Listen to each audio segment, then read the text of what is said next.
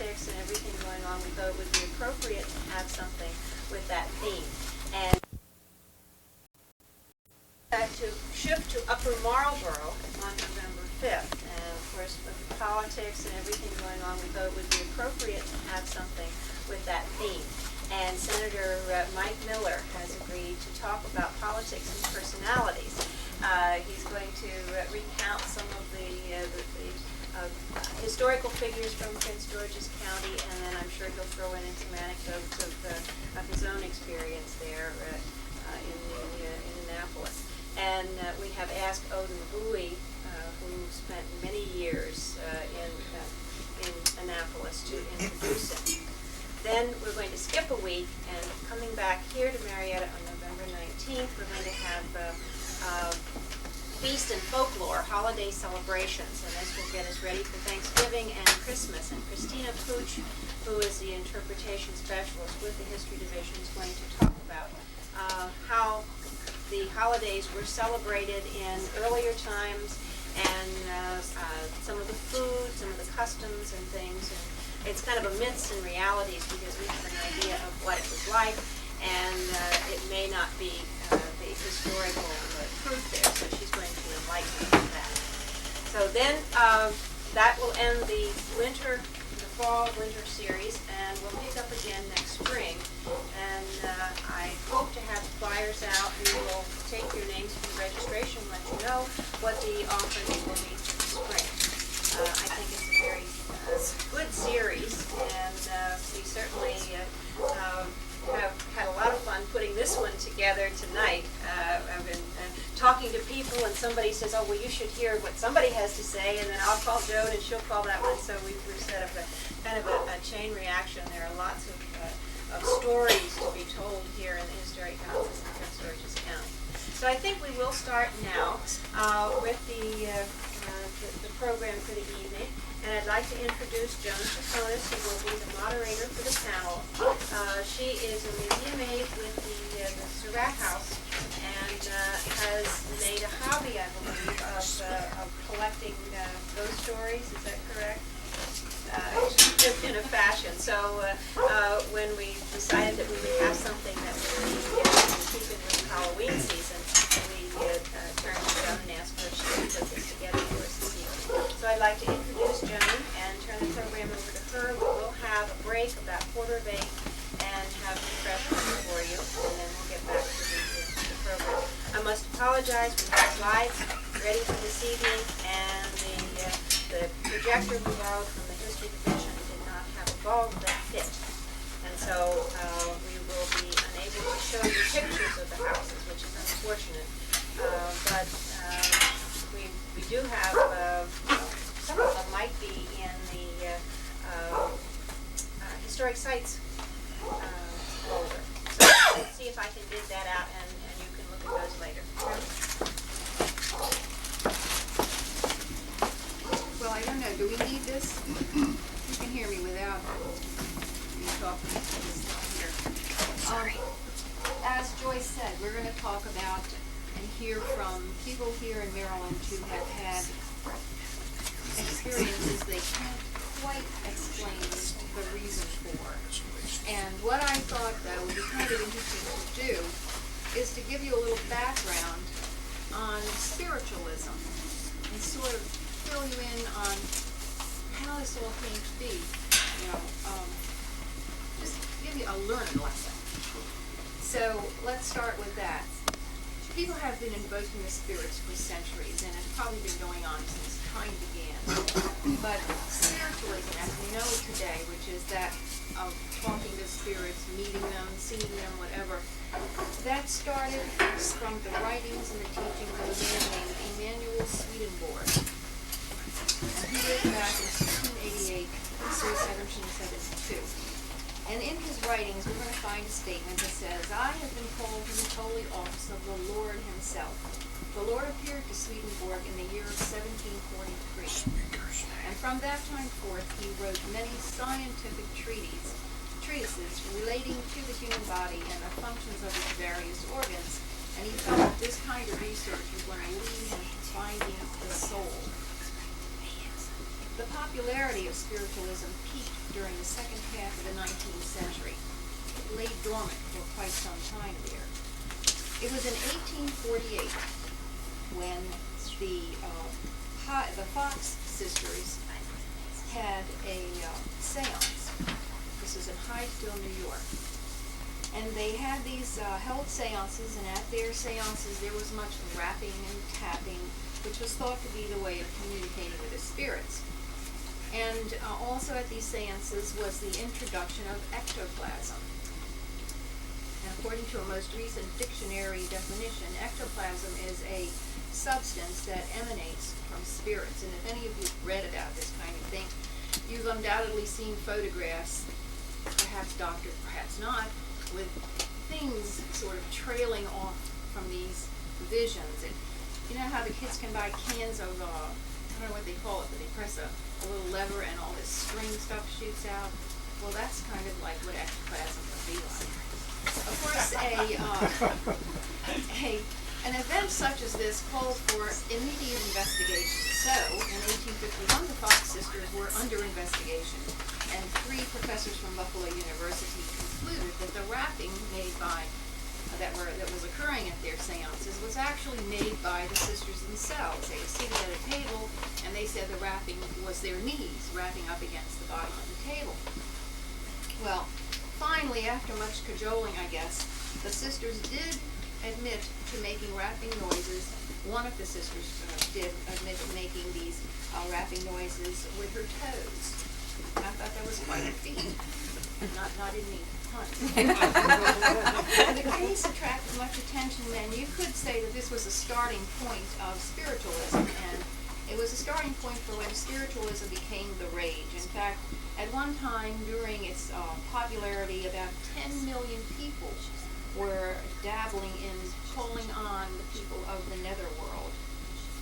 During the Civil War and after the death of President Lincoln's son Willie, President Lincoln and Mrs. Lincoln called upon a medium to come to the White House, and they had several seances there in the hopes of talking with their dead son. And of course, after Lincoln's death, Mrs. Lincoln continued to go to psychics, and she tried to speak to her dead husband. And there is at least one photograph that I've seen, possibly doctored, possibly not, but it shows Mrs. Lincoln seated in a chair, and behind her is a spectral figure of Lincoln with his hands on her shoulders. And this was taken at one of those particular seances. President Lincoln himself had a lot of psychic experiences, and the most known is the dream that he had just several days before his death. Listen to the words as he describes his dream. About 10 days ago, the president began, I retired very late. I had been up waiting for important dispatches from the front. I could not have been long in bed when I fell into a slumber, for I was weary. I soon began to dream. There seemed to be a death-like stillness about me, and then I heard subdued sobs, and as if a number of people were weeping. I thought I left my bed and wandered downstairs. There the silence was broken by the same pitiful sobbing, but the mourners were invisible. I went from room to room. No living person was in sight. The same mournful sounds of distress met me as I passed along. It was light in all of the rooms, and every object was familiar to me. But where were all the people who were grieving as if their hearts would break? I was puzzled and alarmed. What would be the meaning of all of this? Determined to find the cause of a state of things so mysterious and so shocking, I kept on until I arrived at the east room, which I entered. There I met with a sickening surprise. Before me was a catafalque on which rested a corpse, wrapped in funeral vestments. Around it were stationed soldiers who were acting as guards. And there was a throng of people, some gazing mournfully upon the corpse whose face was covered, and others weeping pitifully. Who is dead in the White House? I demanded of one of the soldiers. The president was his answer. He was killed by an assassin. Then there came a loud burst of grief from the crowd, which awoke me from my dream. I slept no more that night. The spirit of Lincoln has remained at the White House because on several occasions, and probably more than several occasions, inhabitants of the Lincoln bedroom have seen his brooding figure. Spiritualism is sometimes referred to as a type of philosophy of the nature of man, one that is opposed to materialism, but it's mainly used to designate a religious sect or denomination, a form of Christianity that emphasizes the doctrine that the spirits of the dead can communicate with the living through the use of a medium. You might say that if you're in this field, that no matter what size you are, you're always a medium. In some cases, mediums are thought to be able, with the help of their special spirit guides, they're able to cure diseases. And a good example of this is the Edgar Casey Foundation, which is located in Virginia Beach, Virginia. Dr. Casey, according to the various case histories in their files, was able to cure many patients in this manner. He didn't even have to make house calls. A time was arranged, he would go into his trance, at which time the patient was to be receptive and ready for the cure. The patient could be in California, and Casey could be in New York. The distance was covered mentally. Some of these mediums are able to do automatic writing. That is, they are directed by their spirit guides, and that's how the writing comes out. Afterwards, they don't know what they've written. And I think that Jean Dixon claimed one of her books was written in this condition, under this condition. There's always a reason for interest in these kinds of movements. Spiritualism was brought about because people began rebelling against the blind faith of religion. Spiritualism claimed to offer demonstrations of the world of the spirit, and to a doubting and rebelling mind, this brought strong appeal. By the second quarter of the 20th century, the spiritualism had waned dramatically, and the next spurt you see of spiritualism being practiced was made probably in the 50s, I think, when the parapsychology laboratory at Duke University was conducting a lot of the ESP and different experiments in that nature on certain people. Nowadays, we only hear of things of the spirit world when we stand in line at the grocery store and we scan the tabloids that they sell at the checkout counters.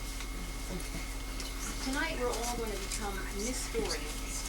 That's a new word that's coming tonight. We're going to be mystorians, and we're going to look to Maryland for some exciting otherworld experiences. And we're going to hear from some people with first-hand encounters with the unknown. First, let me give you the definition of Hans Holzer's definition of a ghost. This is what he says a ghost is. They are the surviving emotional memories of people who are not aware of the transition called death, and they continue to function in a thought world as they did at the time of their passing. In a way, they are psychotics, unable or unwilling to accept the realities of the non-physical world into which they properly belong, but which is denied them by their unnatural state of hanging on in the denser physical world of flesh and blood. So those things we've been seeing, that's what they are. I think the first time I have ever had an encounter with the unknown happened back, 25, 30 years ago. I had a terrific argument with my husband, and I was very angry and upset. I was probably crying and throwing fits and everything, but I went into the bedroom and I lay on my bed, just wallowing in self-misery, and I had my back to the door. And as I'm lying there, I felt the presence of someone coming in the room. And I thought, well, it's my husband, he's coming in to apologize, right? Well, no, I turned around and I looked, and it was my mother. However, curiously enough, my mother was dead. So I thought, this is very strange. I had no reason to think that this would ever occur. And it has never occurred from that moment on. But definitely I saw the figure of my mother walking back and forth in the room. And when she was upset, this was what she used to do. She would pace. And it only lasted just a second, and it was gone. The next time I experienced something kind of out of the ordinary was when I was reading a book, and it was Leaves from a Washington Diary. It's a story that deals with a family named Lomax that moved to the Washington area. They lived there from about 1850s right up to the beginning of the Civil War. It's a beautiful book. If you ever get a chance, you should read it. But as I was reading it, it's better than a good book. you know, how you can't really put a good book down.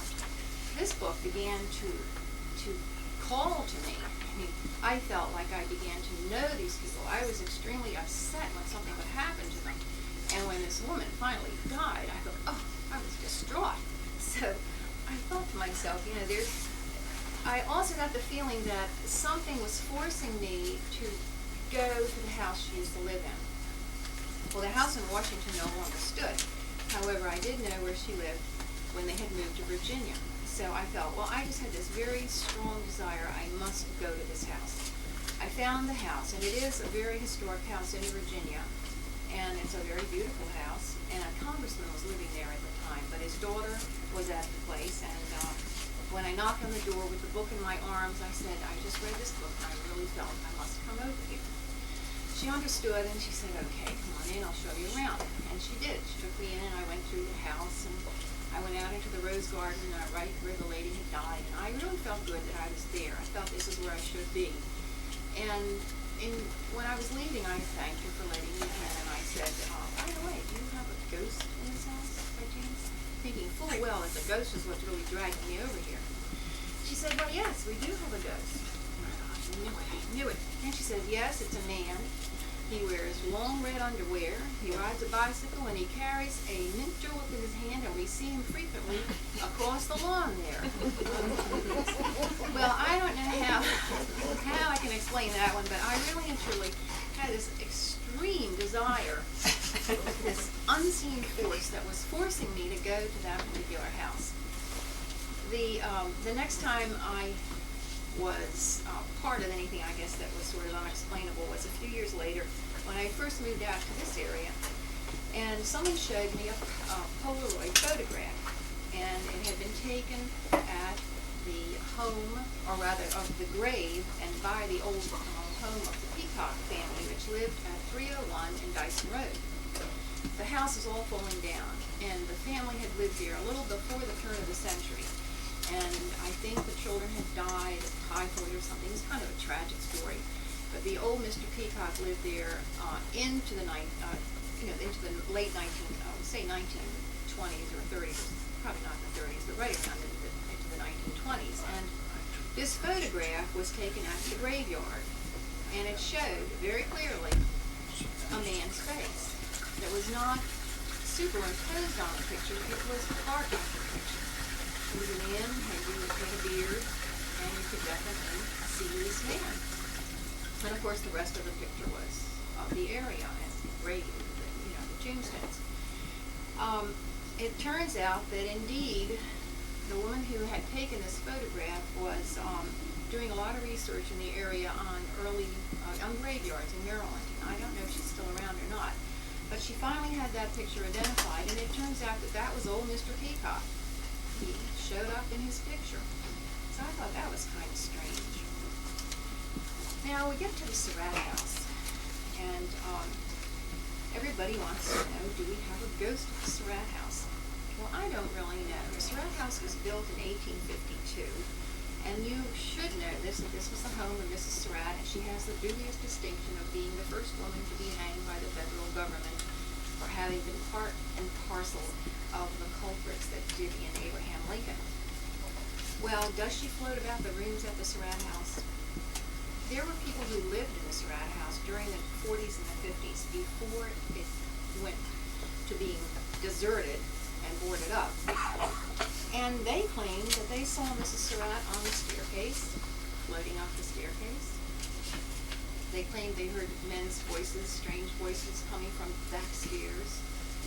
They claimed that people would watch them. They felt people were looking at them, and yet there was no one there.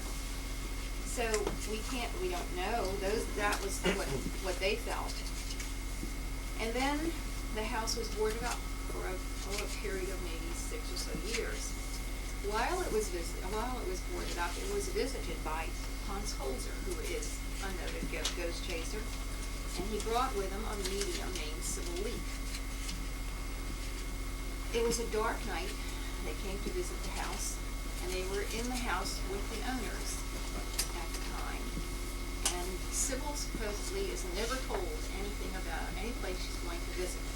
because they don't want to muddy up her thought process. So they got to the Surratt house, and Sybil ran into the house, and she ran up to the second floor, and she stood in the bedroom up there. And she felt kind of bad vibration, she said. And then she went into a trance.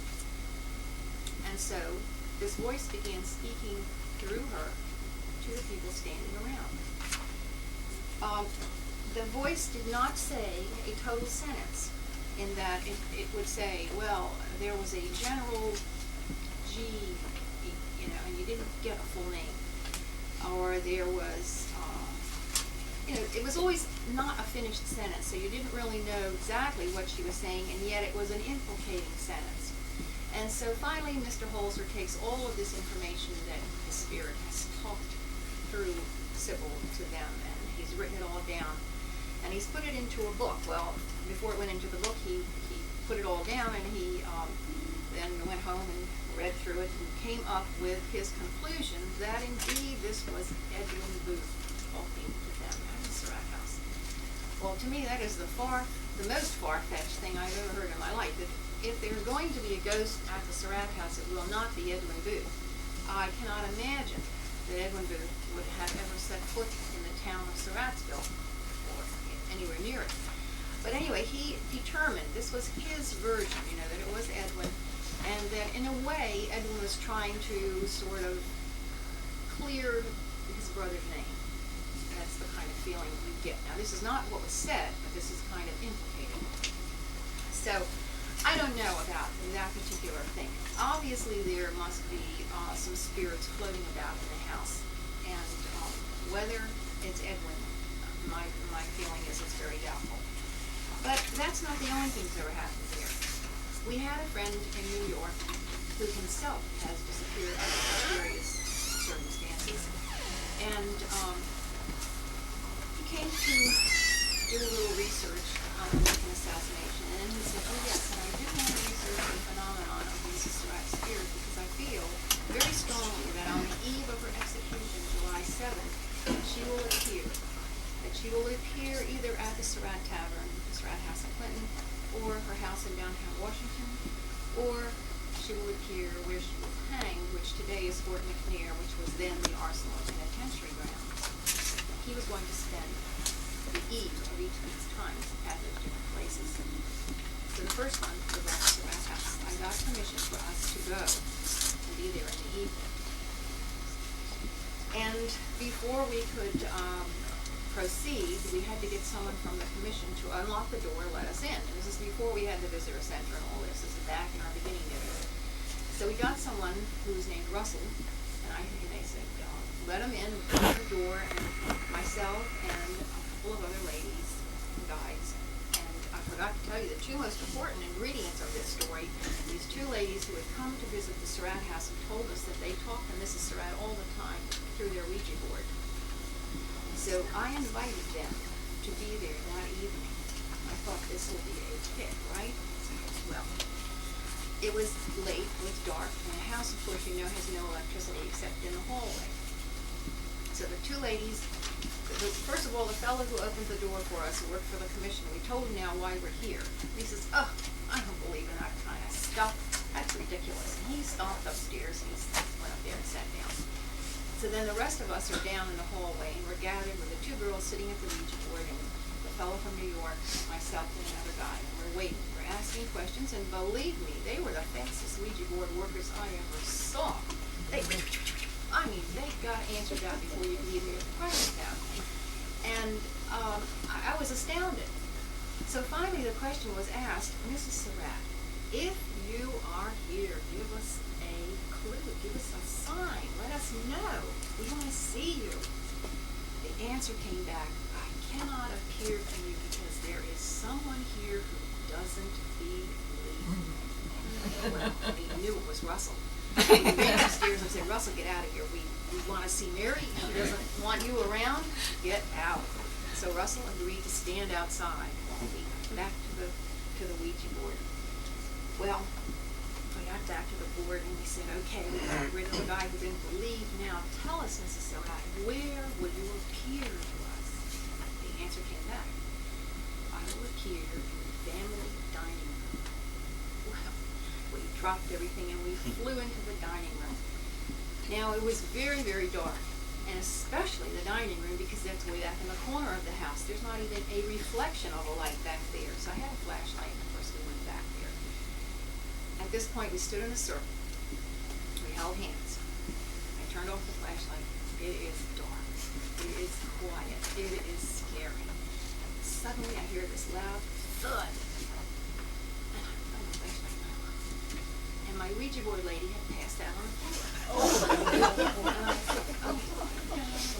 Anyway, her friend looked at me and said, don't worry about it. It always happens when she's in circumstances like this. It happens to her all the time. So, within a few seconds, which seemed like an hour to me, she got up and rejoined the circle. Put off the flashlight. Now we're in the dark and we're holding hands and we're waiting to see if Mrs. Surratt is going to show up. Suddenly this piercing scream goes through the room. Somebody has touched me. Turn on the light again and I look. It was my Ouija board lady, and she was extremely upset, crying, very, very shaken. She was very upset because whatever it was that touched her was not a happy touch. And she was she just wanted to move. So I figured at this point it was getting very late, and I figured by this time they'll probably run me out of Clinton, and I'll never be able to work at the Surratt house again. So anyway, I decided we better call it quits. But that was a very interesting evening in that this woman had been tested at Duke University for the powers of ESP and that sort of thing. And she obviously had some kind of something that she could pick up, different vibrations and what have you in the room. So it was an evening I did not, I haven't really forgotten in a long time. A couple of other times, when we opened the house and we had tours at the Surratt house, some of our guides have had experiences with smelling cigar smoke. Well, we don't allow smoking in the house, of course, and where would that have come from except the old tavern when the guys were hanging around in the tavern and smoking cigars. And probably it's old John Lloyd, tavern keeper, that Mrs. Surratt rented to afterwards, and the one who sort of helped get the noose put around her neck. We think it was him. But anyway, there have been people who have been down on the first floor and they've heard footsteps going across the second floor, and they know there's nobody up there. They know they're the only person in that house. And then one time, one of our guides was upstairs looking into the mirror in the bedroom, and in the mirror reflected is the rocking chair rocking the man sitting in it. She looks over there, and there's nothing over there. Empty rocking chair. So I don't know how you explain those things. Another time I was giving a tour to some children, and I had jokingly said to them, we went up the stairs. I said, now, if you felt a cool draft on the stairs as we came up, I was only Mrs. Surratt, so don't be upset. He's a little kid. Their eyes are getting bigger. And so we went into the bedroom. We're standing in a line. Behind me, as I'm giving my tour, is the closet door. For some unknown reason, that door went and opened up, and those children went into orbit. Literally flew out of the house. So I don't know, it maybe just happened that way, or maybe there's a playful ghost there. I don't know. We've had several TV stints come to the Surratt house, and one of them is In Search of the Lincoln Conspiracy. And after we did the filming at the Surratt house, the director came up to us and said, I had the strangest thing happen to me. As I walked past that little door with that little place under the stairs, I heard a baby's crying. Well, by this time we've gotten seasoned to these kinds of stories, so we just tucked that away. And then a month later, a lady was on tour, and she told us the very same thing. Now, these people didn't know each other, and they hadn't heard each other saying these things. So again, I don't know where that came from. And then we were on the show That's Incredible. We followed the guy who jumped into the box. No, That's Incredible.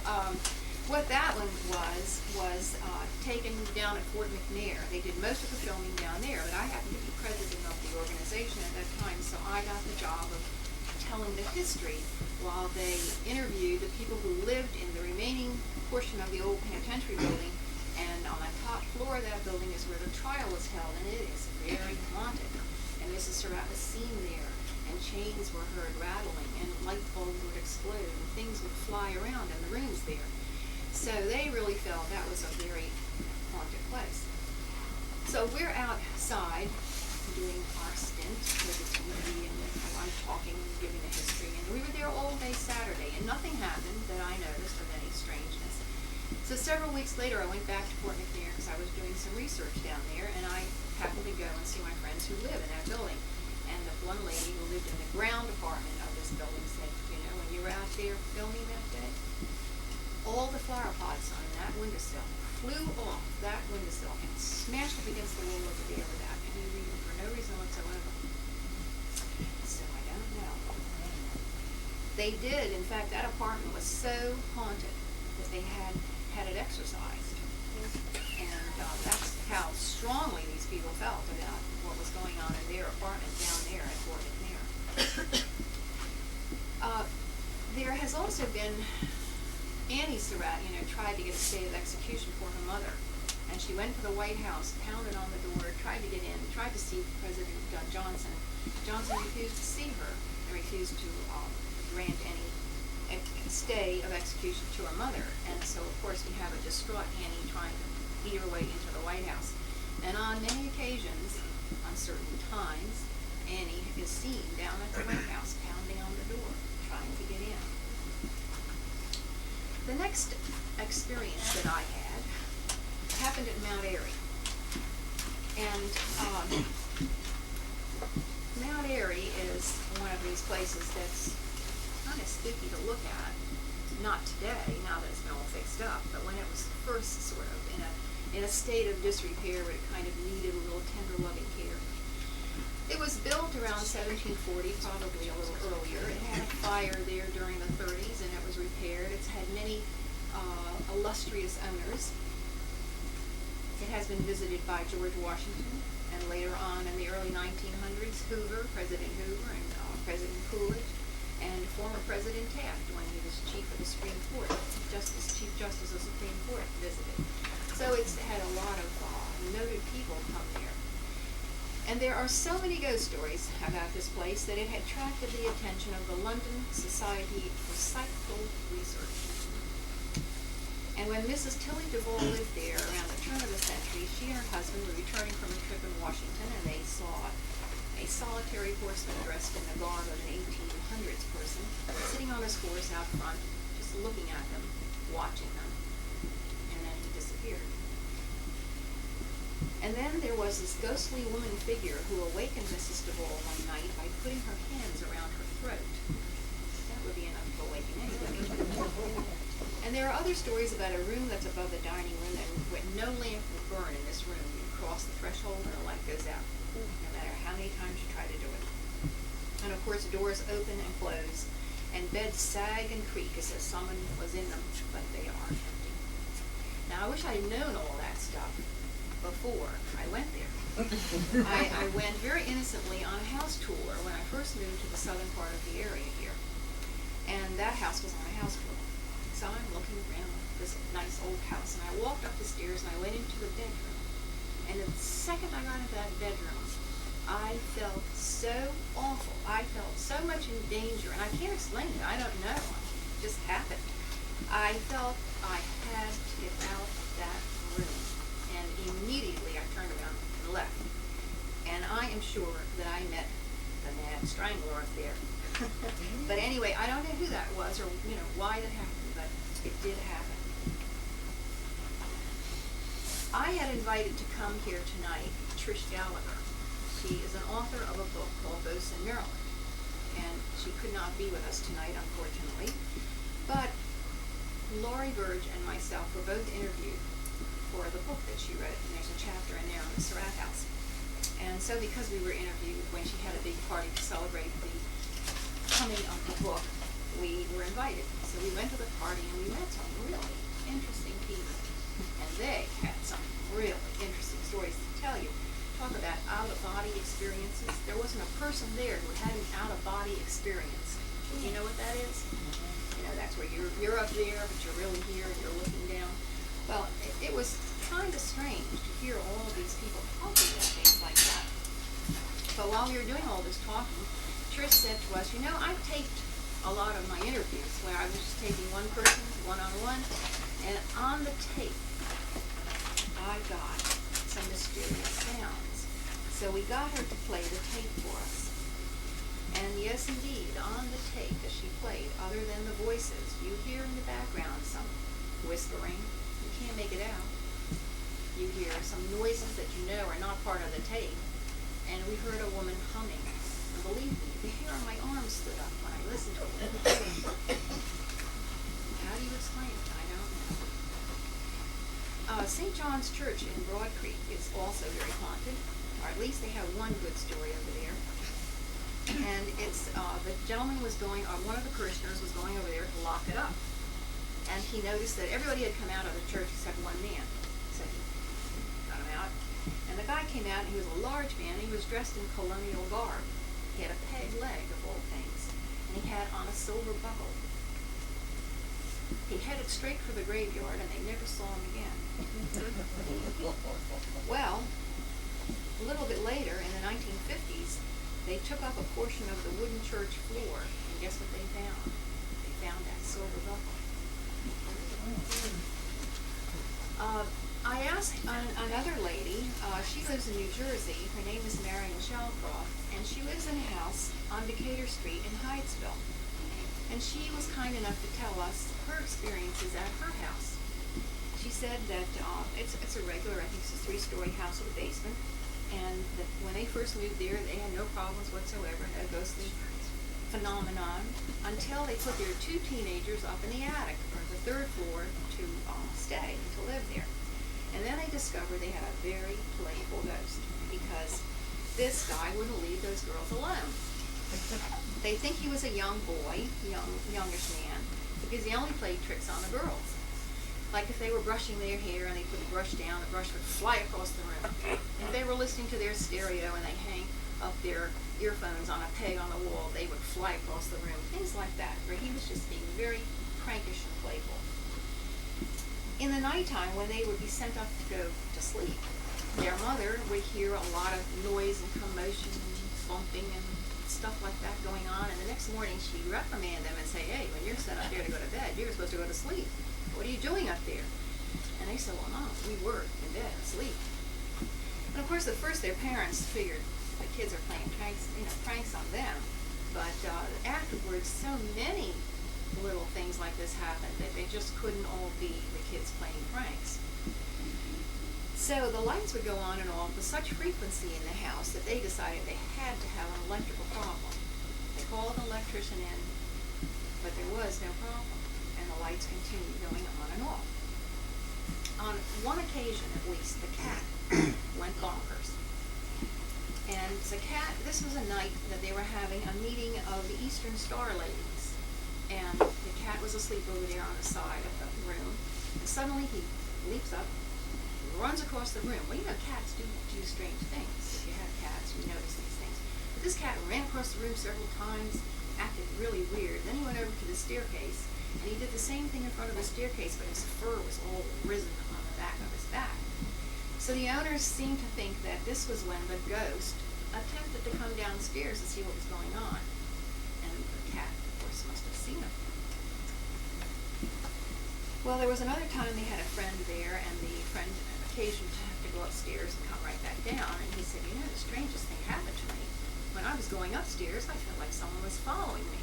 And when I was coming downstairs, I felt like someone was following me too. And he didn't know about their ghost. When they put trash in their trash containers, it would pop right out. Just like that. And of course their doors opened and shut by themselves. This was really a very active, playful ghost. One time they had a fortune teller come and visit them, and there was a group of people there, and each lady was given an opportunity to ask her a question. And so when it came the owner's time to ask her question, she said, can you tell me anything about the spirit in my house? And with this, the fortune teller folded up shop. She abruptly said, I can't talk about it, and she left. They sold this house to an artist, and he put his studio up on the 3rd floor. Don't you wonder what happens in that studio? I talked to a gentleman named Cleveland Woods, and he has worked at Montpelier on many occasions. Montpelier was built about 1780s, was a home of Major Thomas Snowden. And he has seen the ghost of Anne Ridgely there on several occasions. And he knows Anne because of the personality of the ghost. But she's wearing a brown kind of gown with a hood, and she's barefoot. And when he goes up to her, or goes over to her, she smiles at him, she disappears, and a puff of cold air hits him in the face. Well, he's not frightened by this specter, and several other people have seen the same lady. Now, this was all during the 1980s when the house was being restored. And so this is why they feel it was Anne, because she was a very dominant personality, and she was of the mind that things should stay as they were. So don't you think she was there kind of overseeing what they were doing? I'm going to take this time now to introduce Bonnie Ransom, and Bonnie's going to tell us a little something that's going to intrigue you. After Bonnie is finished, Harry McPherson will get up and talk to us. A little bit about myself. You touched on everything. It's fascinating. I've been to Edgar Casey's foundation in Virginia Beach. I've been through his library. I was tested there for psychic ability. They invited me to stay and be tested more, but I declined. I have fun with my psychic ability and always have had. My first memory of doing anything out of the ordinary, and really didn't seem out of the ordinary to me, was when I was 4. And my mother always sent me upstairs for a nap. I was a hyper child. Could hardly bear taking a nap, could hardly bear thinking about taking a nap. And I can remember being up in the corner of my ceiling and looking down at myself on the bed saying, okay, I'm being a good girl, and go outside and play. And I remember looking out, I lived in D.C., looking out and seeing these flags on buses.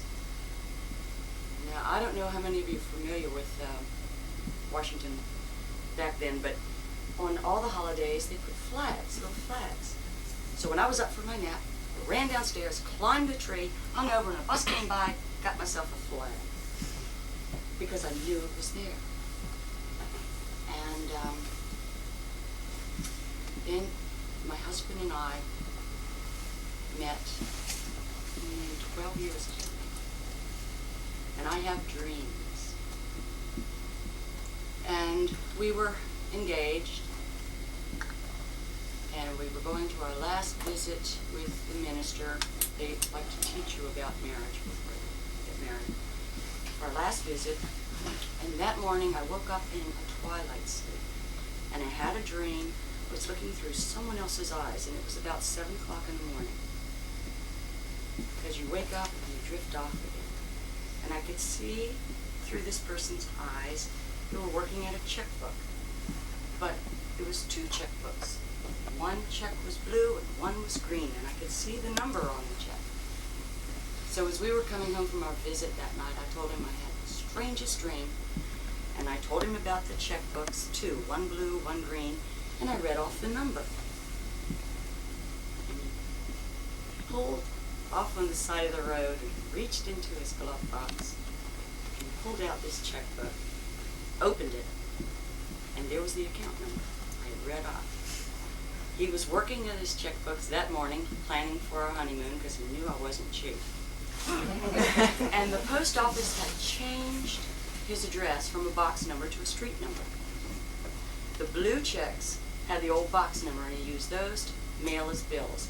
The green checks had the new address, and he used those when he wrote a check at the store. So, and I have dreams like that throughout my life, but then I find myself married and living in the Thomas house. My husband's family has lived there for over 40 years, and he was 6 months old when they moved into the house, and he had a sister was about 7 years older than me and a brother a couple years older than me. And the first inkling that something was not quite right in the house was when the little girl Peggy came running in, and because they were going to have a lesson, so they sat down and they were looking through the book of knowledge, and points to this man in the book and said, "That's the man that lives upstairs." His father looked at her and said, "What man?" She said, "That man right there, except this man has buckles on his shoes and a different hat, but he lives upstairs." He said, "Where upstairs?" I said, "On the 3rd floor." He says, "Well, let's go see." Took him upstairs, and of course nothing was there. The story of the ghost in Thomas' house is that the first school in Aquasco was on the 3rd floor of that house. And since they're very tall ceilings, this is like a 4-story building.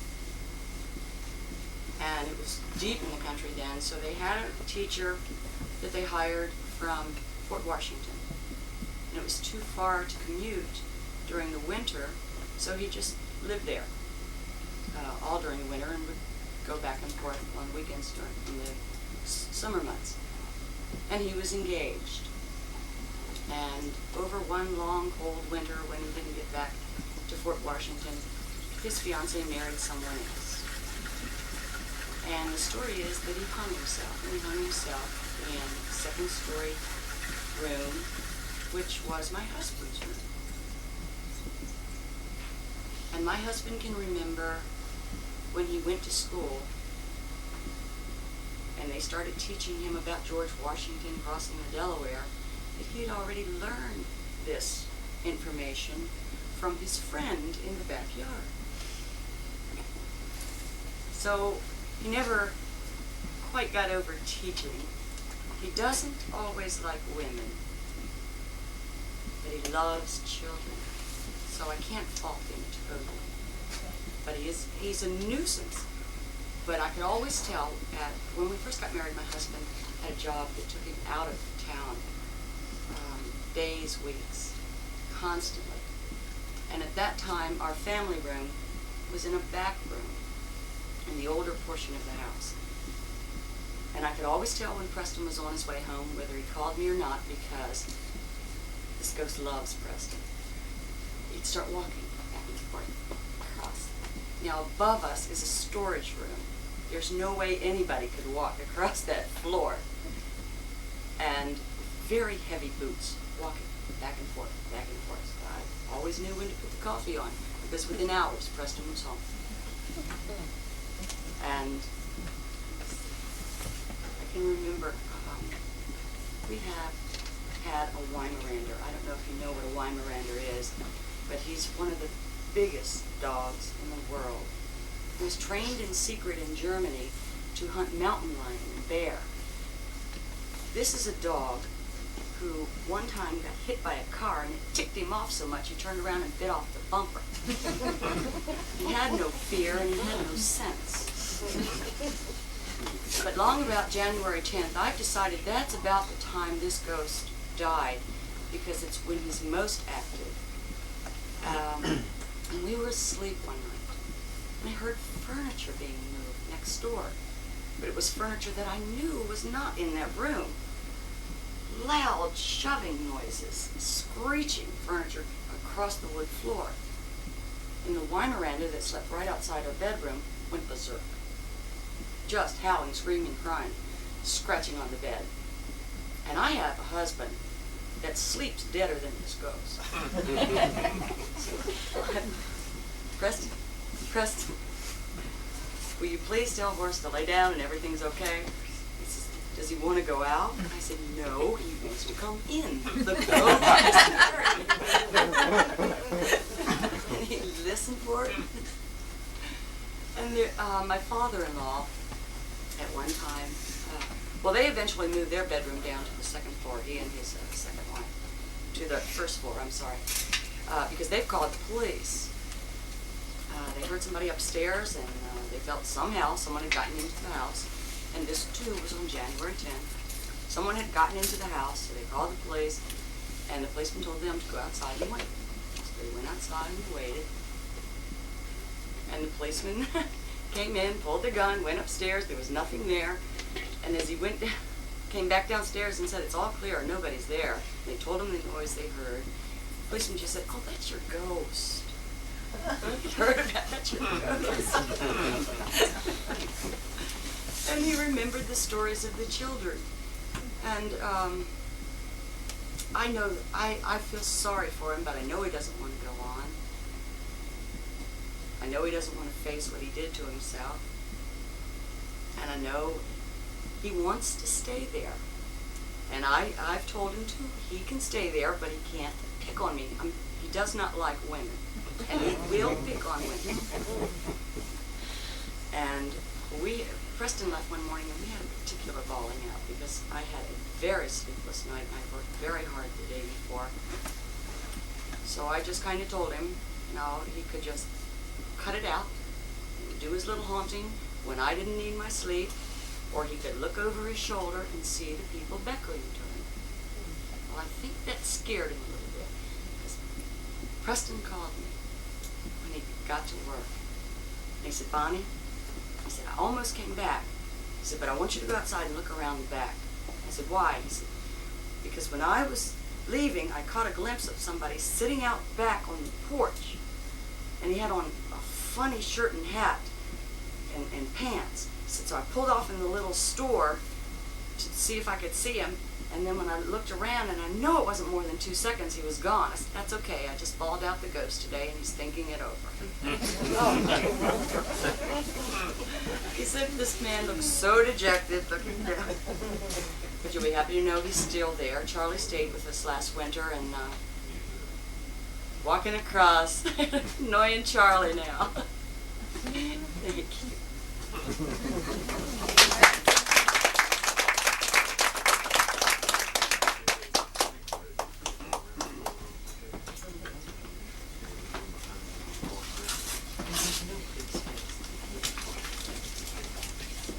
Yeah, to me, these ladies that spoke so well, it kind of left me behind, but I'll do the best I can. I lived in an old colonial house, had been built at the river, taken down and moved, of course, they had it too. I believe that's what my grandfather told me, because the original house was all cut in Roman numerals, so we could reassemble it. In the part of the house I'm going to refer to, there was a bedroom. Came down a step into my grandfather's bedroom, crossed it, came down a flight of stairs to a landing where there was a door. These stairs came down over a pantry. I'm not going to embellish this because I'm very much against someone who tries to pull a hoax with ghosts or flying saucers or whatever. I was sitting there reading one night and I looked up at the clock. It was 12 o'clock. I'll finish this chapter and go to bed. Before I finished that chapter, I heard steps come across the bedroom above me. I said, "Ain't this hell? Somebody in this house? I got a wife and family in here. They ain't gonna get to the gun before I do. Because I believe in hot lead." So anyhow, I got up. When the room started down the entryways, I went by, I reached up and picked up two 12-gauge shells. Went on down into the pantry, and this person, I heard him come down the step into my grandfather's room, come across the room. I'm in the pantry, they're coming down the steps. I reached in on the steps, picked up my 12-gauge shotgun, because you're going to be here tomorrow morning. Well, they came to the landing and stopped. I had a pit bull at the time. I put this pit bull through the house and ahead of me, as well as searched the house very thoroughly with a shotgun. I never found anybody. You could lock that house in broad daylight, lock all the doors, leave the key turned in the outside door, take the rest of the keys with you. You could go out in the yard and hear the doors open and shut. You went in, every door was open. You could not keep the front door locked at all. The nails that you'd nail the windows down would be out and gone. And never hurt nobody. Might scared some of them, but never hurt nobody. But I don't know. Tell you a funny one now. I don't jump at everything being a ghost. My grandfather's alive, all the silverware and china and all was in the house. We were stripping in their dining room, grading about. Generally, 2 people stayed in there. One night my daddy said to me, "You stay in that house tonight?" I said, "Yeah, I'll stay in there. Ain't anything in there worse than me." So I said, "All right." I say, "Now, when y'all come home, don't you come over and come in." So I went over, built a fire, got to bed, about 2 o'clock that night. I woke up. Somebody walking around there, I can hear their feet on the sand. Well, I said, "I reckon you'll be here tomorrow morning." So I got a hold of my pistol, my flashlight, and bolted up. Ain't nobody in there with me, but I can still hear them walking. Well, I say, "Now this ain't right." I make the point now that I don't jump at everything that could be supernatural. I don't jump at it till I dig into it. So I got up and made light. And I found out when I had heated the room to protect the flowers, the plaster ceiling had gotten warm and expanded. In the night as it was cooling, it was cracking, sounded just like someone walking on the sand. We went, my dad, in the upper 1938, 9, my daddy, my brother, myself, and another man were riving tobacco sticks, which is simply a process of taking a flow and putting a billet of wood down to where we could clear the powder. Daddy said, "What time is it?" So we picked the tent pocket then, and I said, "It's 11 o'clock. Well, they said, "Put the tools under the tree and we are going." And as we picked the tools up, something started to spring down the foot of the hill with an unnatural wail. It came up that path from that spring to the main road on the farm, and turned and went out the road, hit the public road, and went on out of hearing. Never stopped to catch his breath, never had a break or anything. And I'm telling you all, I'm not the scariest man in the world, and I am now living right beside that road off the farm. If I hear it coming, I ain't gonna get up and make a light. And I heard my father say that he came in one night, locked the front door, went upstairs and went in the room. He said he heard the front door unlock. Somebody in. I'll see who it is. When he came up the stairs and turned at the hall that passed in front of a window, came on across, went down the short hall, went to the bedroom. So he walked out there where he could see on the turn of the hall and watching the window. So he came up a step, heard him come up every step. So he passed between him and the window, went down the short hall and opened the bedroom door and went in. He heard the door unlatch and he heard it latch. Well, I said, I'll see who it is. He went in there, wasn't anybody in there with him. And it was a burying ground down on the lower end of the farm that was sold. And when the deal was started, I told Columbia Gas it was a burying ground. It would not go through it, which they were agreeable to. Well, before I signed the papers with them, the farm was sold, and the buyer, he didn't care, just let them go straight through the graveyard. And I followed the gas line, wound up with a night watchman. On the farm, we sold it right with a shanty, right at the foot of this graveyard. And I was sitting in there one night, and I hear footsteps. Well, me being me, if I'm going to protect it, I'm going to protect it. I went out there to protect it. Put anything out there to protect it for. I reckon coons, foxes, or something playing over the skid. But I continued to hear this off and on. So finally, it got working up on that end where with the crawlers, and the back dragged this thing down smooth over me. I'd hear these tracks, steps go out there, and there were no tracks. I said, well, just ghosts of that graveyard. But it had a light rain one evening. I say, now if there's anything moves tonight, I will see the tracks. About 10 o'clock at night, I heard the footsteps out there around the thing. Now I went out there and looked. No tracks to be found, no nothing. I looked in the morning, no tracks. I didn't say anything to anybody because I didn't want to scare anybody to death. I asked a friend of mine to take the shanty one evening. I had to go away. And I came back and we were sitting there in the night talking. And all at once he hunched me. I said, what's the matter? He said, somebody up in their yard walking around. I handed him the light and gun. I said, go ahead and shoot him. Because I know what's coming down. Well, he went out, John, and he was back in a big hurry. He was a little white in his shirt. I say, man, what's the matter with you? He says, I know I heard somebody walk around, but there's nobody else there. I say, well, if they walk around out there, they made tracks. He said, there ain't any tracks out there either. And this man was in his mid-30s, had worked rubber dredges all his life. I don't know, he may have been the scariest man in the world, but with a trade like that, I doubt if he was too scary. But that's about the size of it, except my experiences. Except for one thing, I did not experience this. A very old man told me this, who I would have trusted with my life. That he and his brother were sitting down at the barn under the big walnut tree where everybody knew. And his brother said, there's Papa coming up across the flats. Yes, he is. He said, Frank and John are following him. Broad daylight. They talked about what they were doing, man was doing down there with the boys following him and all. And he came on up across the river flats. Oh, 400 or 500 yards. He got up there and made a turn, went across the flats a few hundred yards, and went in his graveyard.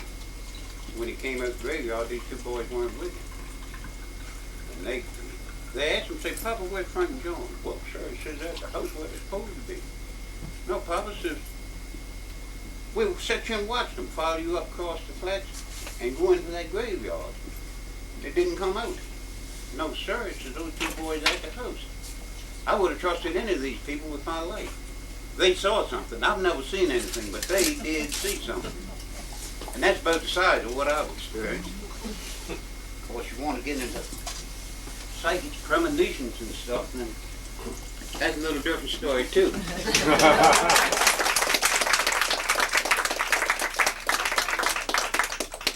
going to take a break now. April hasn't popped yet, and I can't hear a thing. So if I don't talk loud enough, just wave me up a little bit. I guess probably Bladensburg would be the way to begin. I was the architect involved with the restoration of the George Washington House. And I spent a lot of time there by myself, measuring and looking at various things we found with the building. And interestingly enough, we were looking at the plaster out here that they tore out of the building. When we did that at George Washington House, we found all the walls full of corn cobs. And we couldn't figure that out until we found out, after some investigations, they used that for insulation. And they were all very neatly piled in the walls. Very, first time I'd ever seen that on the interior wall. Anyhow, I was there one day and I was meeting Bill Alshire, I'm sure you know him, and John Giannetti, who were working with the JCs who were doing the project. So we were meeting like every Saturday morning or every other Saturday we'd meet and go over what we'd done and what we were going to do. So I'd gotten there early and I was up on the second floor and excuse me, we torn all the walls out and you could see right on through the building. There was nothing in your way, just studs. So I'm up there and I hear somebody walking in the back. Well, they had a saw set up where they were doing some work and the blocks of wood were on the floor and sawdust. Fellow doing it wasn't too neat.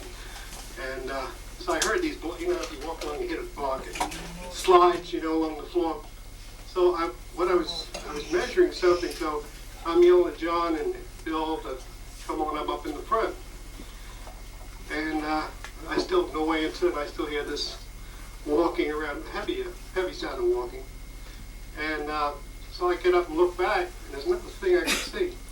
But I could hear the walking, you know. But it was a funny thing. It didn't bother me. It didn't scare me or anything. So I went back to what I was doing. Well, a little while, John and Bill came along. So I said, what are you guys doing? Horsing around with me up here? So I told them about it. So they said, no, Jim, you've just been up here too long by yourself. So we're talking about it, and here comes this walking again. So the two of them go running back to see what this is. So that's our experience here. But we heard that frequently all through the whole process of doing that building over again. And on the day that the opening took place,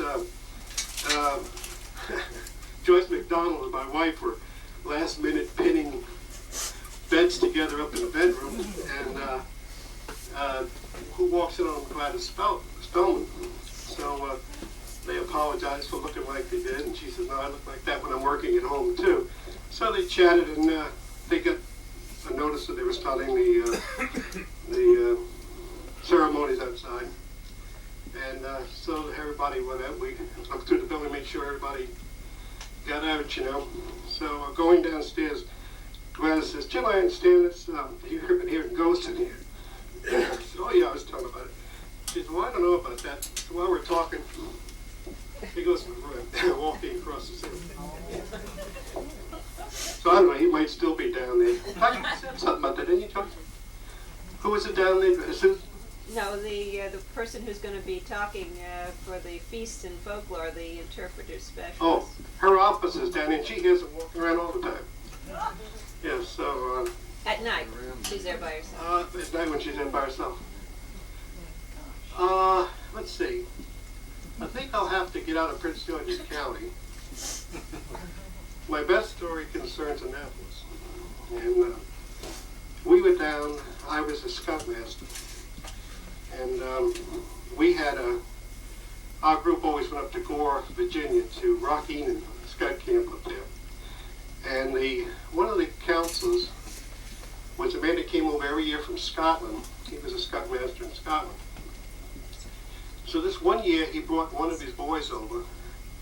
He'd won, if they had a contest or something, he'd won. So he asked us, my wife and I, if we'd take care of him at the house for the few weeks that he wouldn't be at camp. So, you know, you get somebody from out of the country and you try to rock your brain, where can you take him and keep him interested? And this guy was a brilliant kid. He was a speed reader. He'd go in somewhere to show him something, and he'd walk by and like he wasn't interested at all, and like he was ready to go. And so he'd say, Greg, don't you like this? Oh yeah, I found it very interesting, especially so he'd tell you all about it. He just walked by looking at the descriptions, and he had it. You know? So anyhow, it got to the point where it was hard to keep him interested in anything. You know? So we figured, well, the boys came back from camp, my troop. Jim stayed up there with my son the first time. And we went out to, we figured we had to take him somewhere that would be different.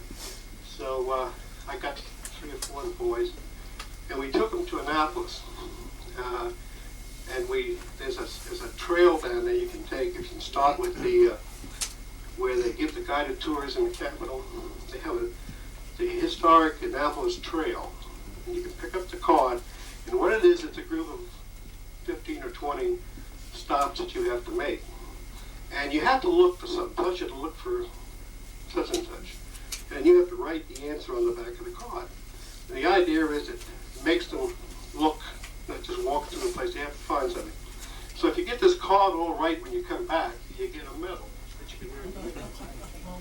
So this goes big, and they're all over the place now. You can get them everywhere. So anyhow, we took him down, and we figured this will keep him busy for a while.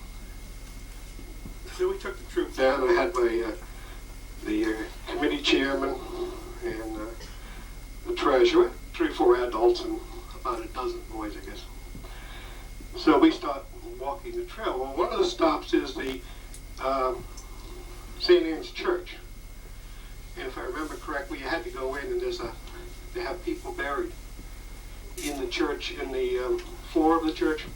And you had to find a particular gravestone and note the inscription on when you found it. So anyhow, they're looking through the place. So Jim and I figured we'll just look around, because we've been through the place a number of times. So we walked on up to the altar. We'd never walked up and looked at it, and the candles were on the altar. Really dark in the church. And so we stayed there looking at it, and this little old man comes walking over, and he wondered what we were doing in the church. So I said, well, the door was open, and we're following this trail, and one of the stops was here. So he said, "Gee, that's interesting." He said, "This is an old church," and he's telling us about this, that, and anything. He says, "You ever been in the sacristy?" And I said, "No." So he said, "Well, bring the boys. They might like to look in there." So we go in, and if you ever been in the sacristy, there's a big hall. Stands about that high, I guess. It's probably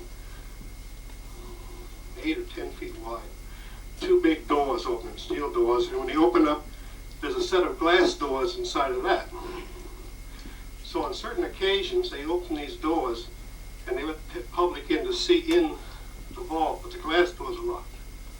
And in there, they have a communion service that William and Mary gave to the church. All historic stuff. I mean, it's really valuable. Everything in there. George Washington's Bible is in there. It's kept there between inaugurations in Washington. That's just an example of the thing. I can't remember all the things that's beautiful. So anyhow, he goes and he said, and he takes this, opens this thing up, and opens the glass up. And so we're talking about the adults, this guy really shouldn't be doing this. I mean, these kids, and so we figure, well, we'll tell them not to touch anything. So we passed the word. Of course, these kids are all big, And the old man reaches and he takes this chalice out. This belonged to so and so, and we use it for this and that. And he says, "No, what do you think of that?" He hands it to one of the boys. And I said, "Oh God, he's going to drop that thing, So he said, "Oh, that's all right. He can't hurt it." They pass it, and he's showing them the boys these things. Well, meanwhile, Mr. Fleming and Mr. Isbell were taking pictures. That was it. They did on all of our trips. They took a good, beautiful photographic record of everything. So they're taking pictures, and so I'm trying to get the stuff back in the vault because before something happens to it. So they get it in, and one of the boys says, "Well, what's that thing over in the corner?" There's an iron door, like that. It has several locks on it, keyholes. So he said, "Oh, that's the original vault that we had here when the church was built." And he said it stayed there, and he said we just have scrolls and things in there. So he takes out his ring of keys and he opens the thing, opens the door, and these scrolls are leaning up in there, and they're very dry, yellowed. Don't touch them; they're just going to collapse. So he said, "Well, I don't think I'd touch them." He said, "They're pretty old," but he had those little pieces. He'd give a couple of pieces to the boys, these little scraps that were in the bottom. See? So we looked in, and there was a couple of ledgers of some sort. So he shut the door and locked it up. So we thanked him, and we looked around some more, and he showed us this and that, and then we finally left. So the adults got together and he said, that was amazing. He said, "But that man should be more careful with this stuff than he is." He said, "Somebody could really rip that place off, So anyhow, we didn't think any more about it.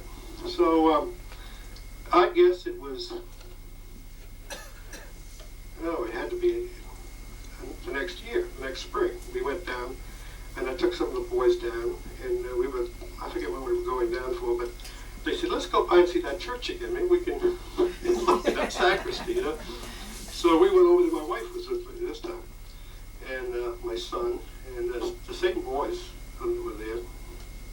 And so we walked in. Well, sure enough, they've got an open house going on.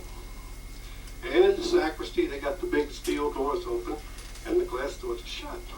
So this old man was sitting at the table with this woman, and they were very pleasant. They were chatting, and so one of the boys said, "Gee, Mr. Mayor, didn't remember we had that thing out of there? We're looking at this, and these people got all upset."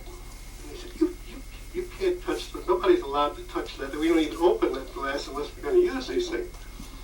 So they said, "Well, the last time we were here, this old gentleman, he never did ask him his name, and he had opened the doors and letting us have these things. And, that couldn't happen." They were really getting upset. upset. So we were kind of, well, my wife said, well, they told us about it when they came home. And she said, I know it happened. I'm sure my son and my husband wouldn't make this up. So we're looking, one of the boys says, how come you don't have that open? There's a little vault over in the corner. And the man says, what do you mean I have that open?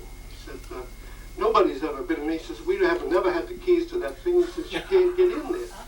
John says, well, it was open. It's such a hand, and this and that. And the guy, he thought we were, he asked us to leave. And so I got back home, and I had to call up the two adults who were with me that time, and I repeat this to them. They say they couldn't believe it. I said, well, look, how about those pictures you're taking down there? Yeah. How about looking at them, you know? He never showed up to any of the pictures. Oh, wow. The boys were there, they were holding the things, but he was never in any one of those pictures. And the vault, that picture didn't come out either. The little vault. But now every time I walk down there, I kind of... There was nothing, you know, unusual about it. And I found that, I think Joyce and I, we used to do surveys, historic surveys in the county here. And we've been in some horrible places. And one in Bladensburg, the Butler Clemens. Butler Clemens house. And that was the house, I don't know if you've probably seen that one. It was a duplex house, entrance either end. And it was given by the doctor who owned it to his slaves when he freed them. And one end was one family, one end was the other. But one family was much larger than the other one. So they got one end and the whole second floor.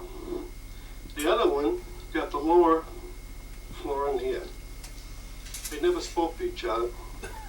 Went on to this day, I guess, if they're still alive, any of them.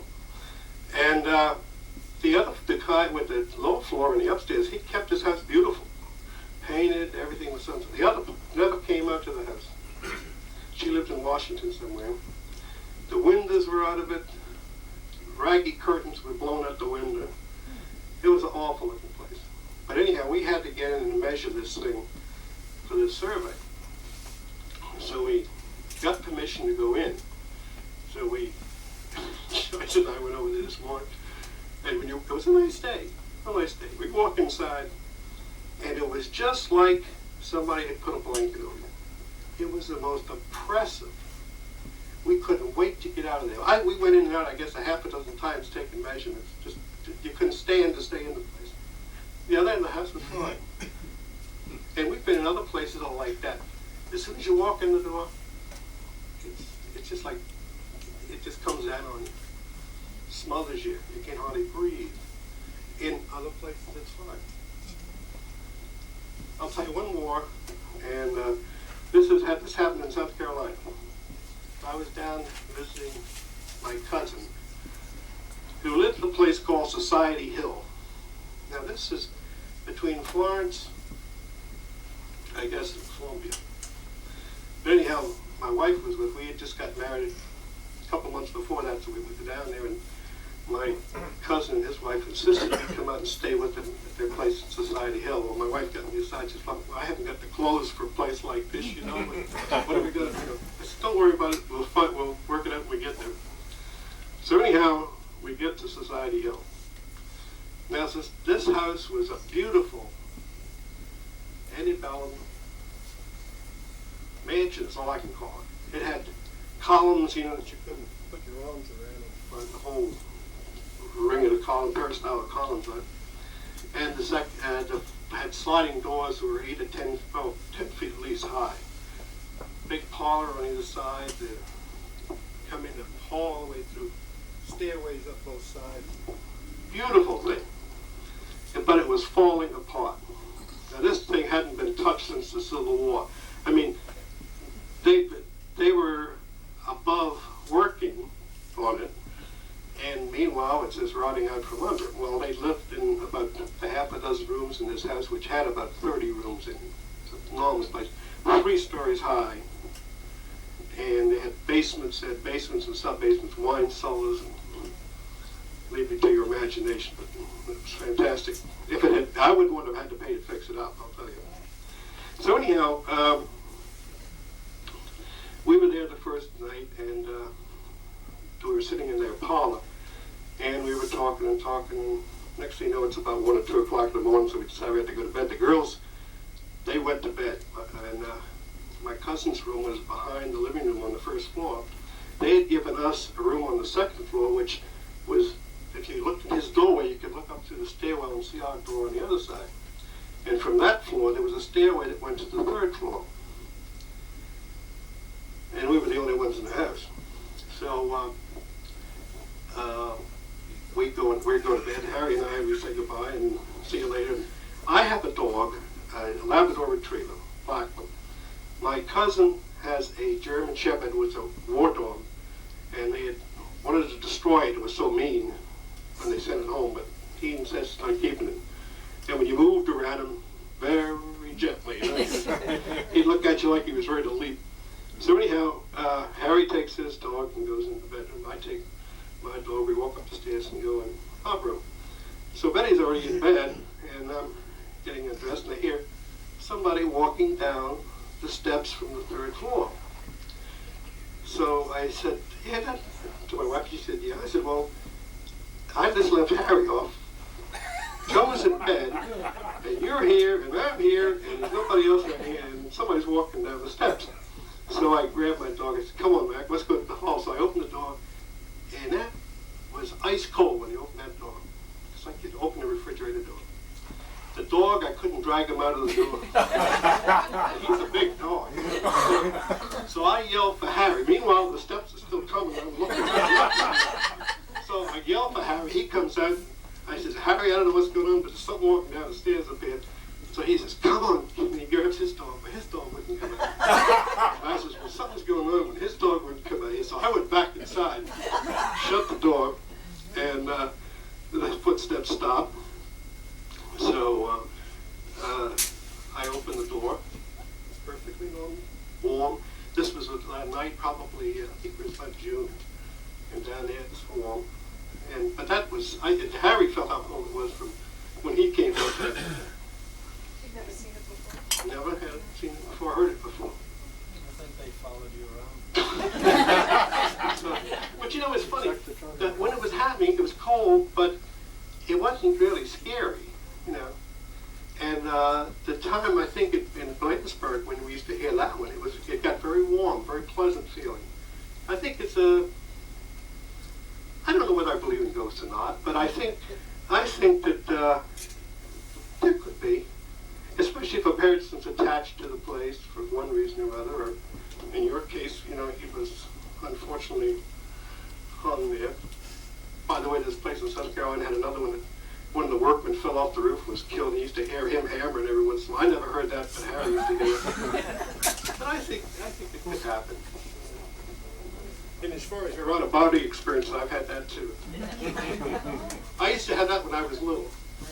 And I'd wake up in the morning, and I'd float up, and I'd look down and see myself. Then I'd hear my mother coming to call me.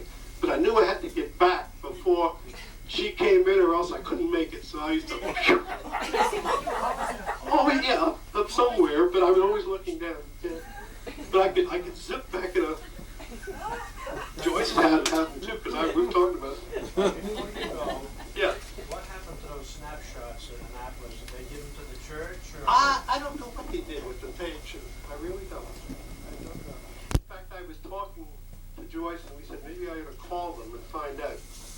And because very shortly after that, we moved, and we just didn't get back over that way too often. Well, Jimmy grew up and you weren't associated with I the was scouts. into something It else.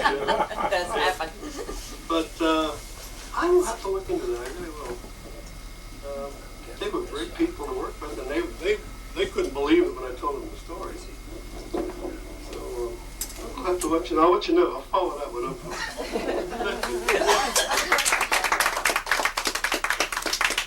You said that the pictures of the vault came out with the kids in it. The big vault didn't come out, not the old vault. Not The old one didn't come out. Not The the little little one, but the big one that had Yeah, pictures right, of it, yeah. of them in there. Oh, okay. But I didn't think there was any point really at the time. Betty said, you ought to get the pictures and take them. I said, well, I don't think they believe me anyhow. This guy was really sexton. And he'd been there for, 30 years or something as a sexton. And he said, I described the man to him. He's a little old man. He wasn't very big. And he had kind of old, fashioned looking clothes. But, a lot of old people, they dress that way anyhow. And, you don't think to make a big thing out of it. Yeah, if you took the pictures in, they'd probably have you arrested. Right into the wall, I can see that. Thank you very much. Thank you. I'm on my way to a board meeting. I'm about 20 minutes late. Our next speaker is Dick Howard, and Dick's going to tell us some hair-raising stories. When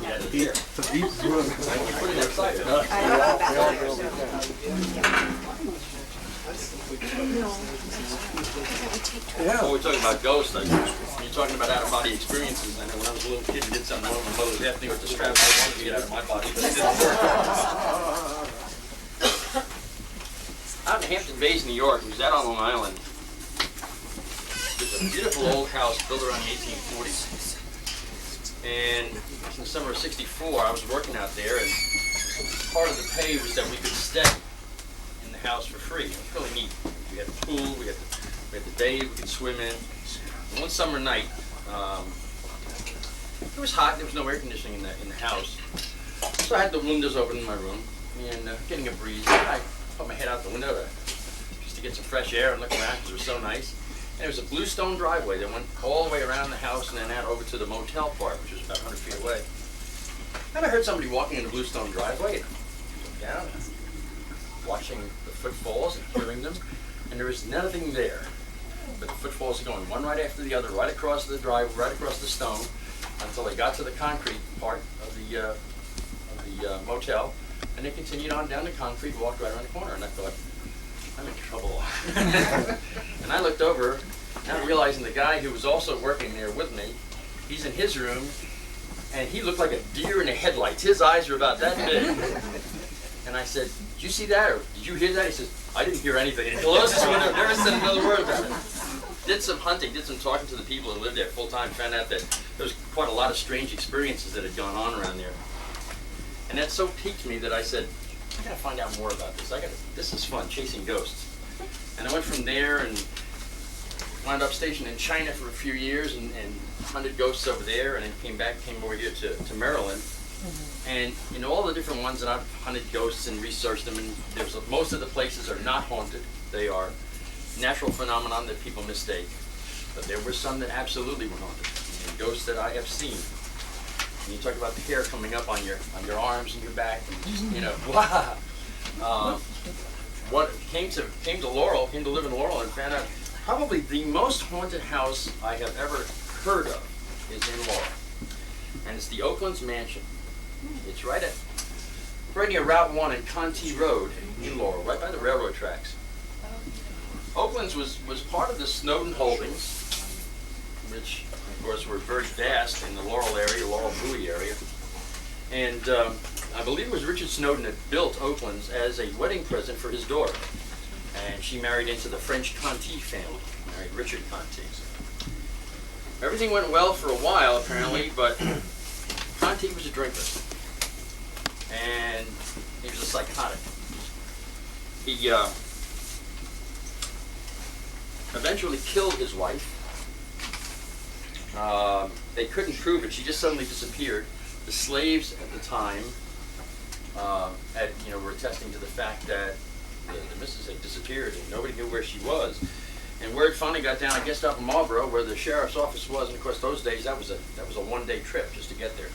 Of course, we're in the Beltways these days. It's also a one-day trip. But the word got down there, and the sheriff and some of his men came out to find out if something, had befallen Conti's wife. Well, he got wind of what was happening, that they were going to come out and they were going to look around the place. And so he had a little time to do something, and when they came out, all they found was 500 acres of absolutely plowed up ground. He had the slaves plow up every inch of Oakland's, and it was virtually impossible for them to find out if there had been a fresh dug grave. That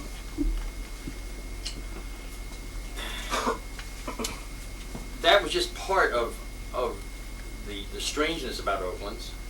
There are about 13, interesting number, of different apparitions that are seen, heard, felt at the Oaklands mansion. I believe, and she's been reported as, mistakenly most of the time, as the rose perfume lady. Okay, that they smell rose perfume. In talking to the people who have lived at Oaklands for years, they said no, it's apple blossom is the perfume. And every time she's about, you can smell the apple blossom perfume. One of the residents who's been here for many years, John Pecor, said that, and it's been reported in the papers and all, and you can take it as truth or whatever, that he had seen this woman in a dress, a very nice long dress. She's a rather tall woman, long brown hair. Outside the house, she had beckoned to him. She asked him to come, and he, not realizing the first time this happened, said, geez, there's this lady in this old dress, and followed her, and she brought him over and pointed to something at the ground. And he looked down, and there was a necklace on the ground, and very an old gold type necklace. And he picked the necklace up and looked up, and it was dirty and encrusted. It had been there obviously for quite a while. Looked back up, she was gone. Took it to a jeweler who said, well, this was done in the 18th century. This was done probably in the late 1700s by the workmanship. They surmised that she had been accused of taking the jewelry, and that this was her way of pointing out the fact that she didn't take it, it was lost, and here it was, and now she could be at rest. But they kept seeing her after that. And I really think what we have there, I think we have Dick Conti's wife. I think the jewelry thing is just an incidental. And that she is there, maybe protesting that's where she died.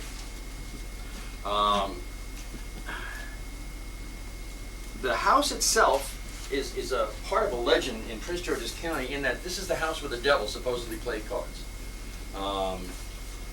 Back in the, and you hear different times, as with many legends, it wanders, time sort of wanders with this. They don't have an exact hammered down year or even decade. Supposedly, I guess it was most likely was around the early 1800s, when every Thursday night, 5 of the friends would come and play cards at the house. And it was a friendly game, but it was the same 5, it was just they got together every week to play. And one winter's night, one of the players, who was a doctor, just shortly after he got there, was called away for a medical emergency. And of course, in those days, when he went, when the doctor went, they were gone for basically the whole night. And the others were rather disappointed because you can't play poker right with 4 people. And one of them said, I played poker with the devil himself just to get the game going. A few minutes later, there was a knock at the door. A very dark, handsome, well-dressed individual was standing there and said, I understand that on a Thursday night, someone can play poker here. And they said, come in. And they sat down, and it's an interesting little room. It's a room, most all the rooms have fireplaces, and it's almost pentagonal in shape. And of course, pentacles are very big in the karma and psychic world. And they sat and played cards till dawn. When dawn came, every one of them had lost every dime that he had with him. Some of them had signed their farms over to this very handsome gentleman who did not cheat, but won almost every hand. He thanked them graciously, put on his coat, turned to go, and as he opened the door, the wind blew the coat open, and the old split tails popped open, and out came a forked tail. The door closed behind him, and there was a smell of brimstone and sulfur. The money never showed back up, and nobody ever came to claim the deeds that they had signed over that night. Probably much to their, happiness. How do you explain to your wife that you lost the card game to the devil? But that happened at Oakland. So it's a place where it's known for all its strange occurrences. Some of the other spirits that you see there, or hear, there's a horse that rides up, and a lot of people have seen this. This isn't just Pam Pecor and John. They've had people visit. One of them's a priest now. I mean, they've had all sorts of witnesses to this thing. There's a horse that they will hear ride up right past the house, and every once in a while, probably the same horse, they will hear the horse come up, stop. Footsteps will get you would be hearing somebody dismounting the horse, coming into the house, going up the stairs, coming back down the stairs, getting on the horse and leaving. There's no visible sign. At one point, apparently, they did see someone. And the thing is that they saw not only the horse and the rider, but a dog following him. And they came up and just went right past them.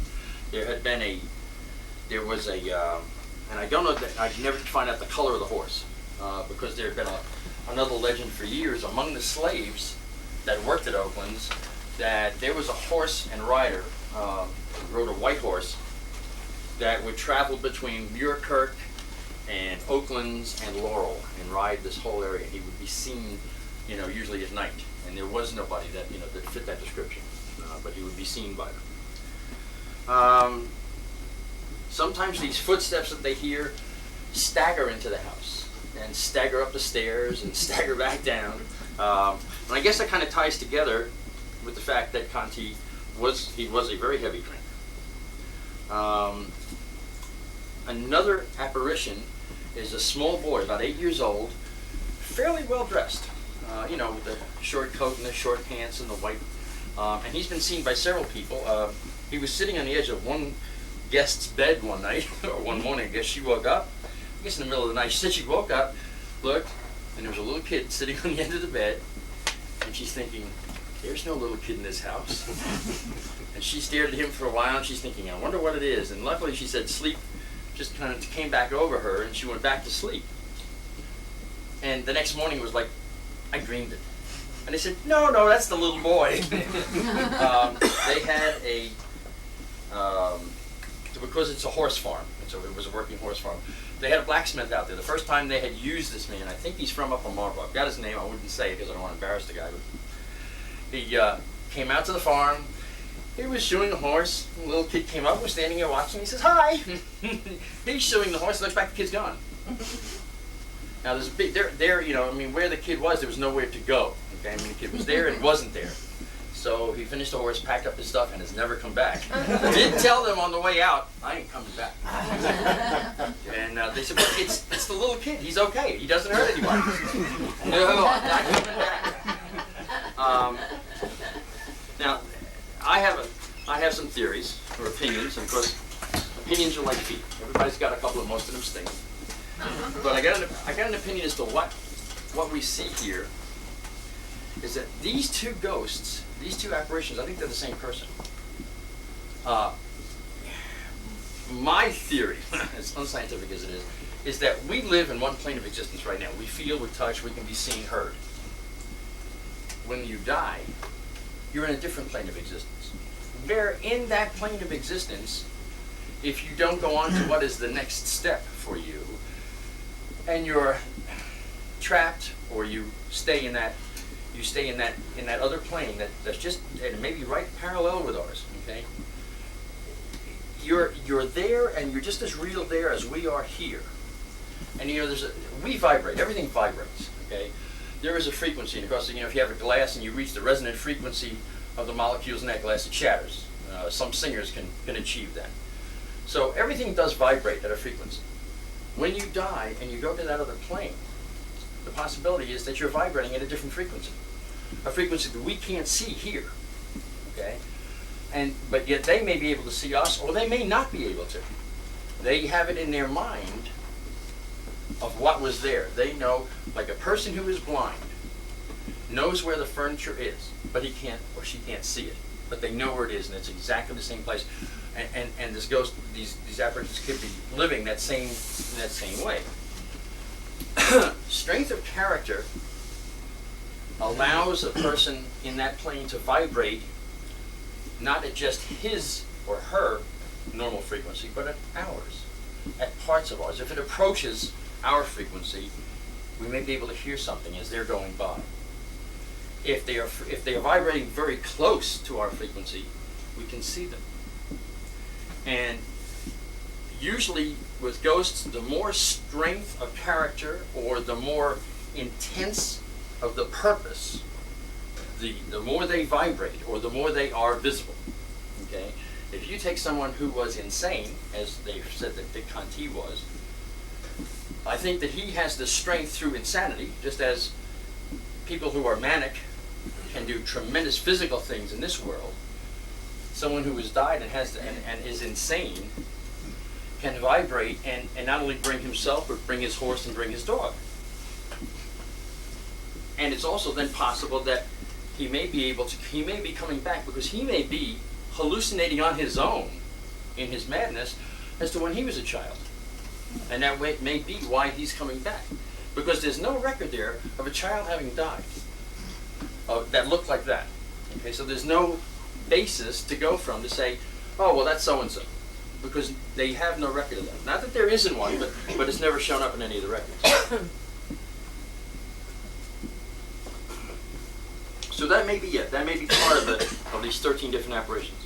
Some of the other ones they have, excuse me, they have a large black woman wearing a little white cap, apparently was a cook, and she's seen in the kitchen. And at one point, one of the women who was living in the house was late and was running out through the kitchen to get to the car, and she ran into the kitchen, and this black woman said, "Child, you're going to catch your death without a coat." She said, "You're right, I'm sorry." There was nobody there. I guess she got the coat and exited rapidly.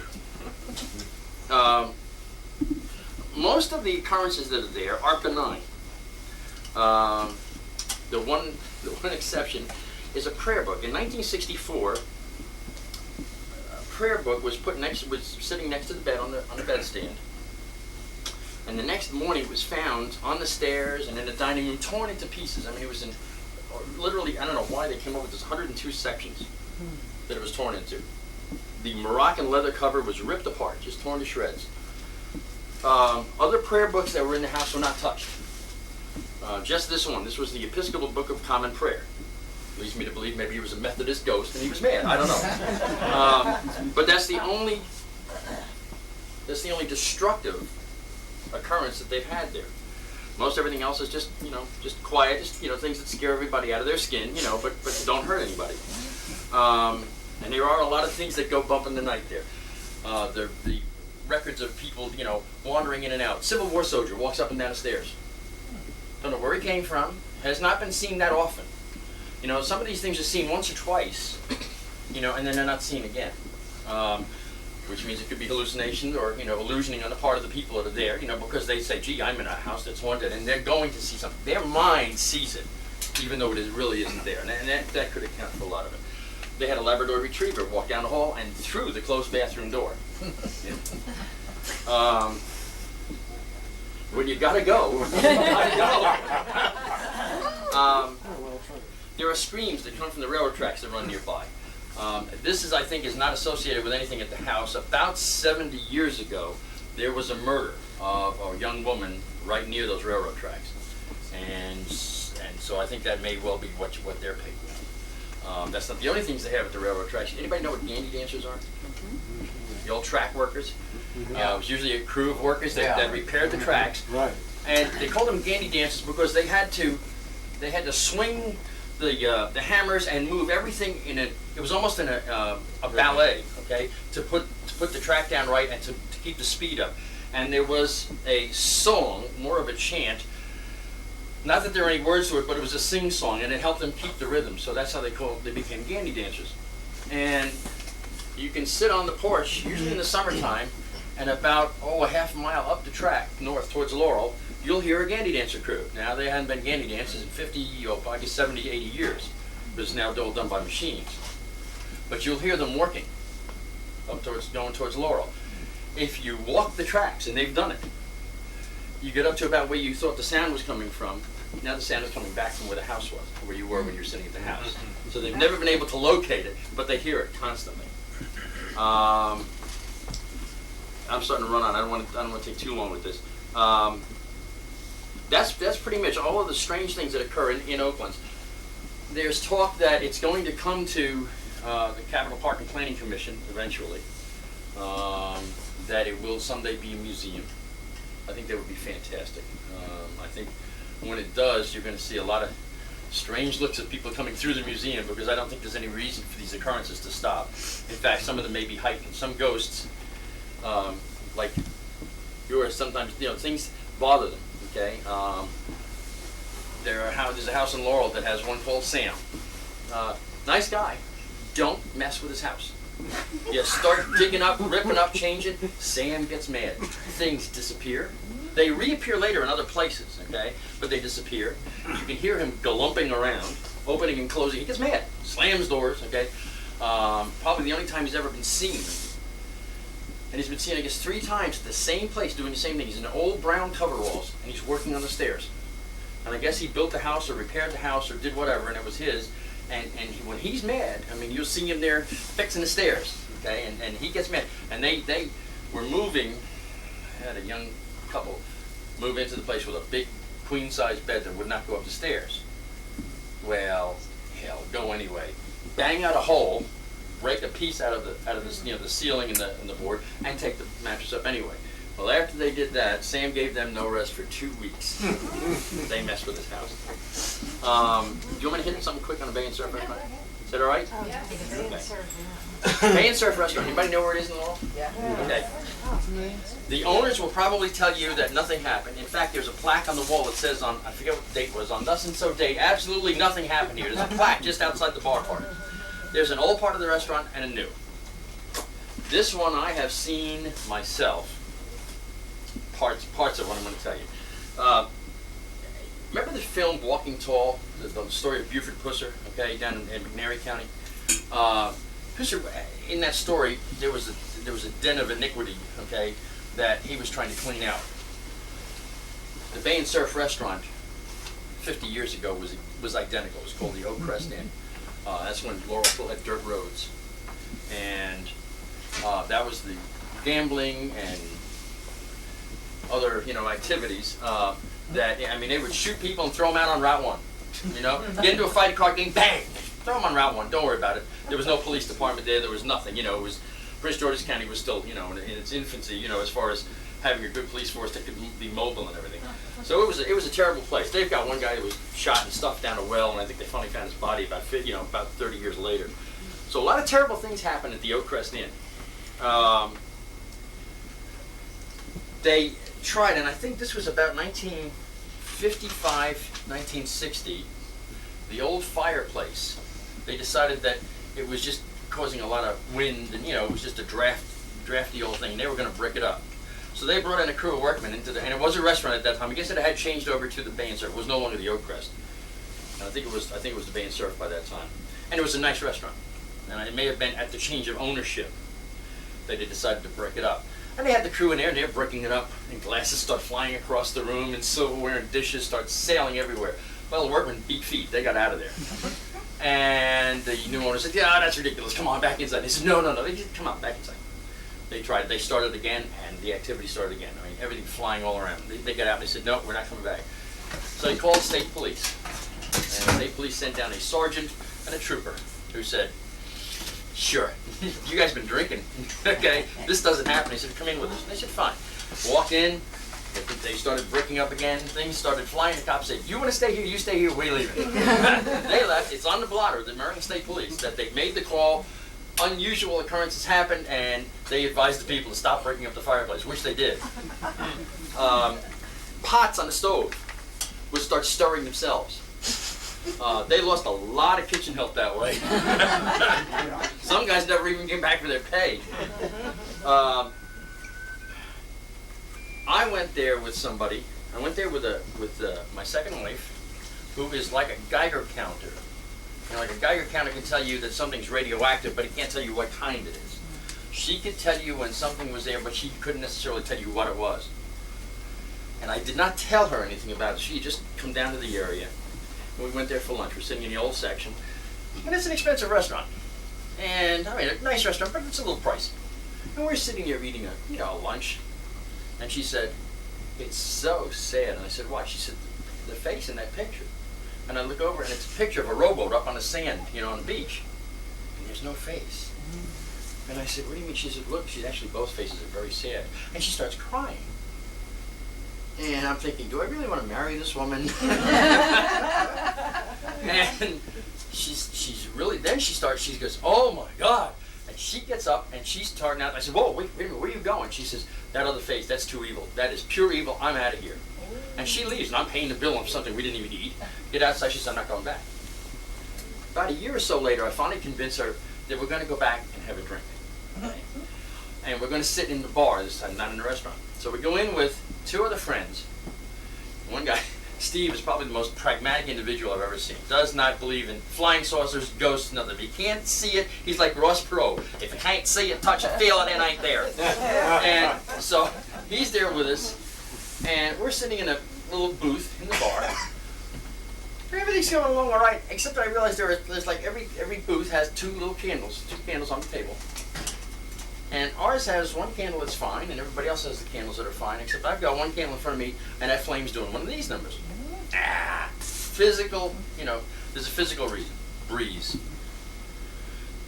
My hand's around it. I've got this thing almost cupped where it should be going out, and it's still dancing wildly. It's okay. We're not playing with with something straight here. Meanwhile, he's sitting there, and he's starting to clench and unclench his fists, and his shoulders are going. And I said, it's time to leave. Let's go. So we paid the bill and left. We walk outside, and I said, what's the matter? He said, nothing's the matter. I said, then why are you sitting there clenching your fist? He says, I don't know, but I feel a lot better now. Yeah, I bet you do. You're outside of that place. And that's when we told him. And he said, oh, there's no such thing as ghosts. I said, then why were you acting that way? Well, I don't know. But he was reacting very badly. They have brought people in to exorcise these ghosts. I don't think they're ghosts. I think they're evil. I think there's a difference. There's ghosts which are benign. They could be noisy. They could create a little nonsense. But then there's also evil. Okay, I think this is evil. And they exorcised it. And the owner told me what happened during the exorcism. The only thing is, I will say, I'm saying this not to pique your interest, because he will not allow me to write about it. I wanted to do a story on one of my TV shows about it. He will not allow it. He's afraid it will come back. It was exorcised. I know where the spirit went. And I'm trying to get him to agree that I will write the story, and after he dies, and there's no more connection with the restaurant, I would then, and only then, let the story be published. If I'm dead, then whoever would have it would let the story be published. It's a very interesting story. It will make The Exorcist look like a fairy tale. It's a very strange place. You can go there now. You can go into the new section in the restaurant. Nothing ever happens. We have gone back there into the new section of the restaurant, had a fine meal with absolutely nothing, and I brought her again. So there was no, so we know that we would, something would have set her off. That's fine. I don't know of anything lately after this exorcism. Supposedly it is all over with. Okay, but it is a very bizarre stories of things that have happened. Yes. I think I was in the restaurant after it had been exorcised, and not realizing that there were parallel stories of ownership back when it was a tavern. There were two brothers that owned the tavern. This was like That's hearsay. historically accurate, yes. And then the current owners were brothers, and one had mysteriously disappeared. Yeah, I hit on something. Yes, you have. Yes, you have. I do know where he is now. But yes, you're absolutely right. And as a matter of fact, the first two brothers, one killed the other. That's it. And evidently something, but of course this other brother had mysteriously disappeared, and I don't know whether there was trouble over the first owner's wife between the brothers, but there is supposed to be the ghost of, I don't know whether it's the original owners or not, but a woman that if you go into the ladies' room, and this is where the fireplace is, that you also see some strange occurrences and hear crying. It's the fireplace that's off to the right-hand side of the ladies' room? That's the fireplace? Yeah. Oh. And the waitress has said, this guy's not going to figure out why next Saturday his place is packed. But everybody wants to sit by the fireplace. Everybody's going to the ladies' And the ladies' room, yeah. in this fireplace.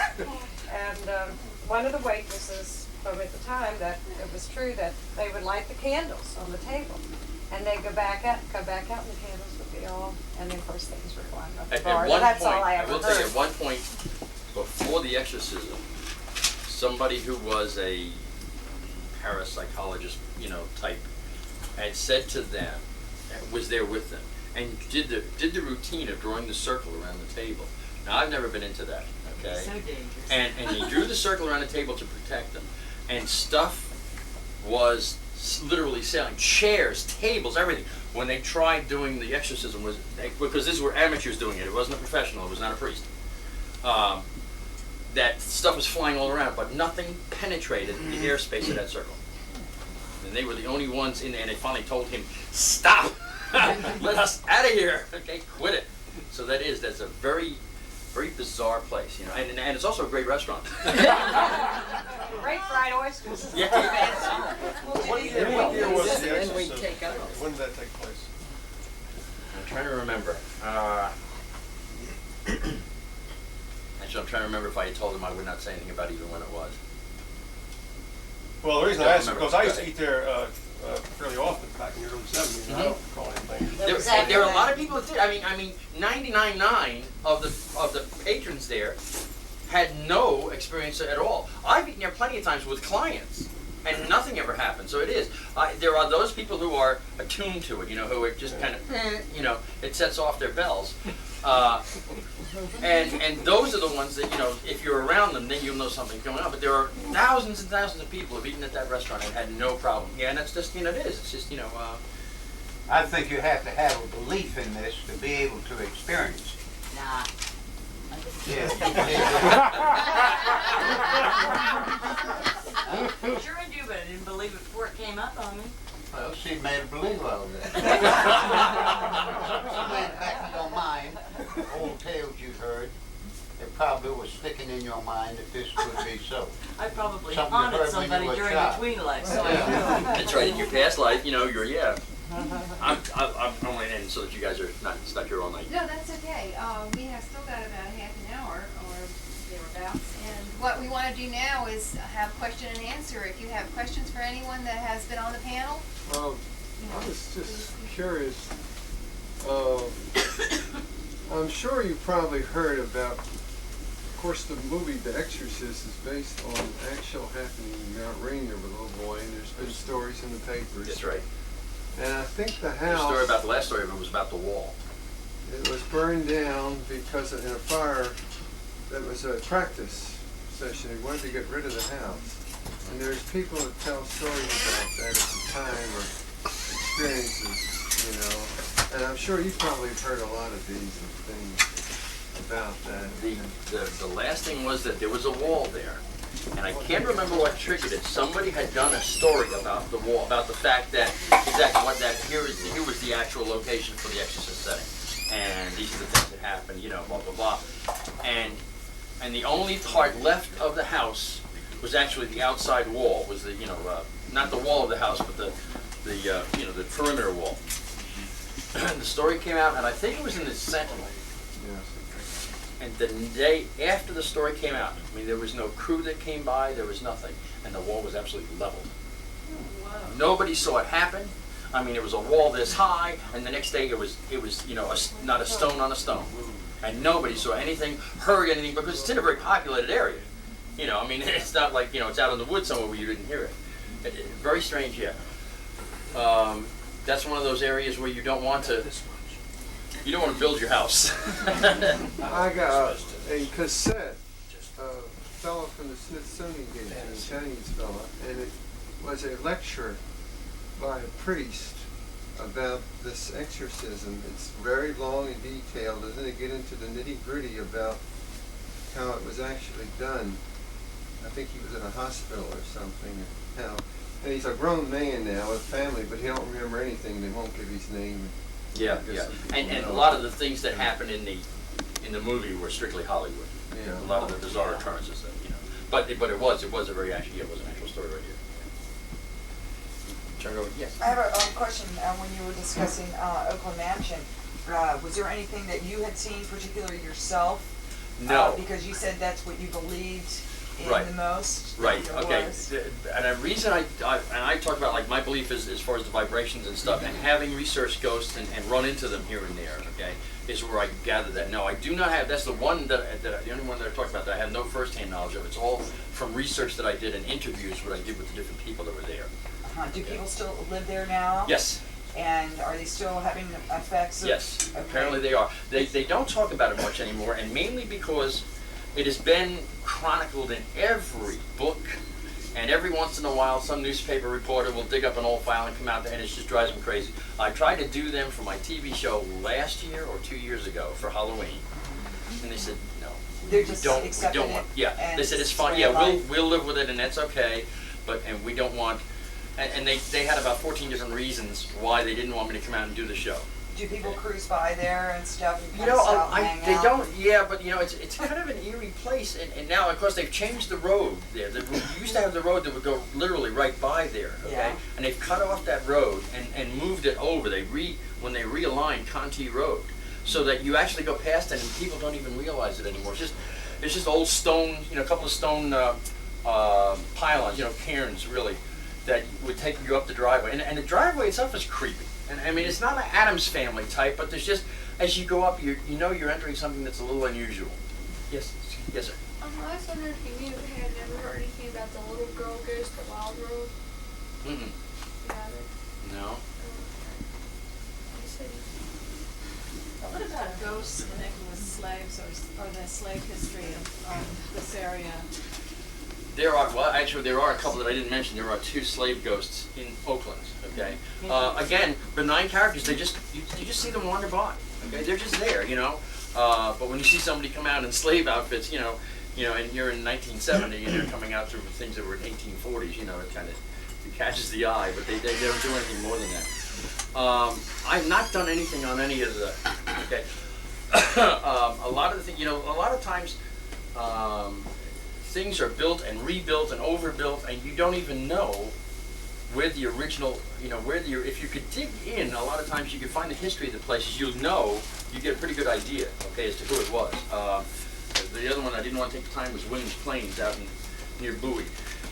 And we've pretty much narrowed it down that the ghost of Williams Plains is a man, and he is, what I got from the people that I brought with me who were kind of sensitive to this, is that he lost a child to illness, and he sits in her room, and he looks out the garden window, and I guess he's imagining from when she played in the gardens. Beautiful gardens out there. Beautiful. I guess they're in disrepair now. It's been a lot of years since I've been there. You know, I've physically been there, but there were magnificent formal gardens, okay, in the back, and I guess that's where she played. where in Bowie is this? This is Williams Plains. It's you know where the what's it called, Bowie Racket and Health Club is? It's on 301. Yeah. Okay. If you're on that road, you have there's a little Bowie Park or White Marsh Park or whatever it's called. Well, as you're going down, you pass the Racket Club, and there's this beautiful old mansion on the right. That's Williams Plains. Okay. And it's magnificent. It is magnificent inside and out. And the ghost has been. I mean, one guy walked into the front door, and he was sitting on the parson's bench, well, I guess that's what they call it, in the foyer. And he walked in, and he said, "Oh hi, oh God!" And this guy was sitting there in like 17 or 1800s,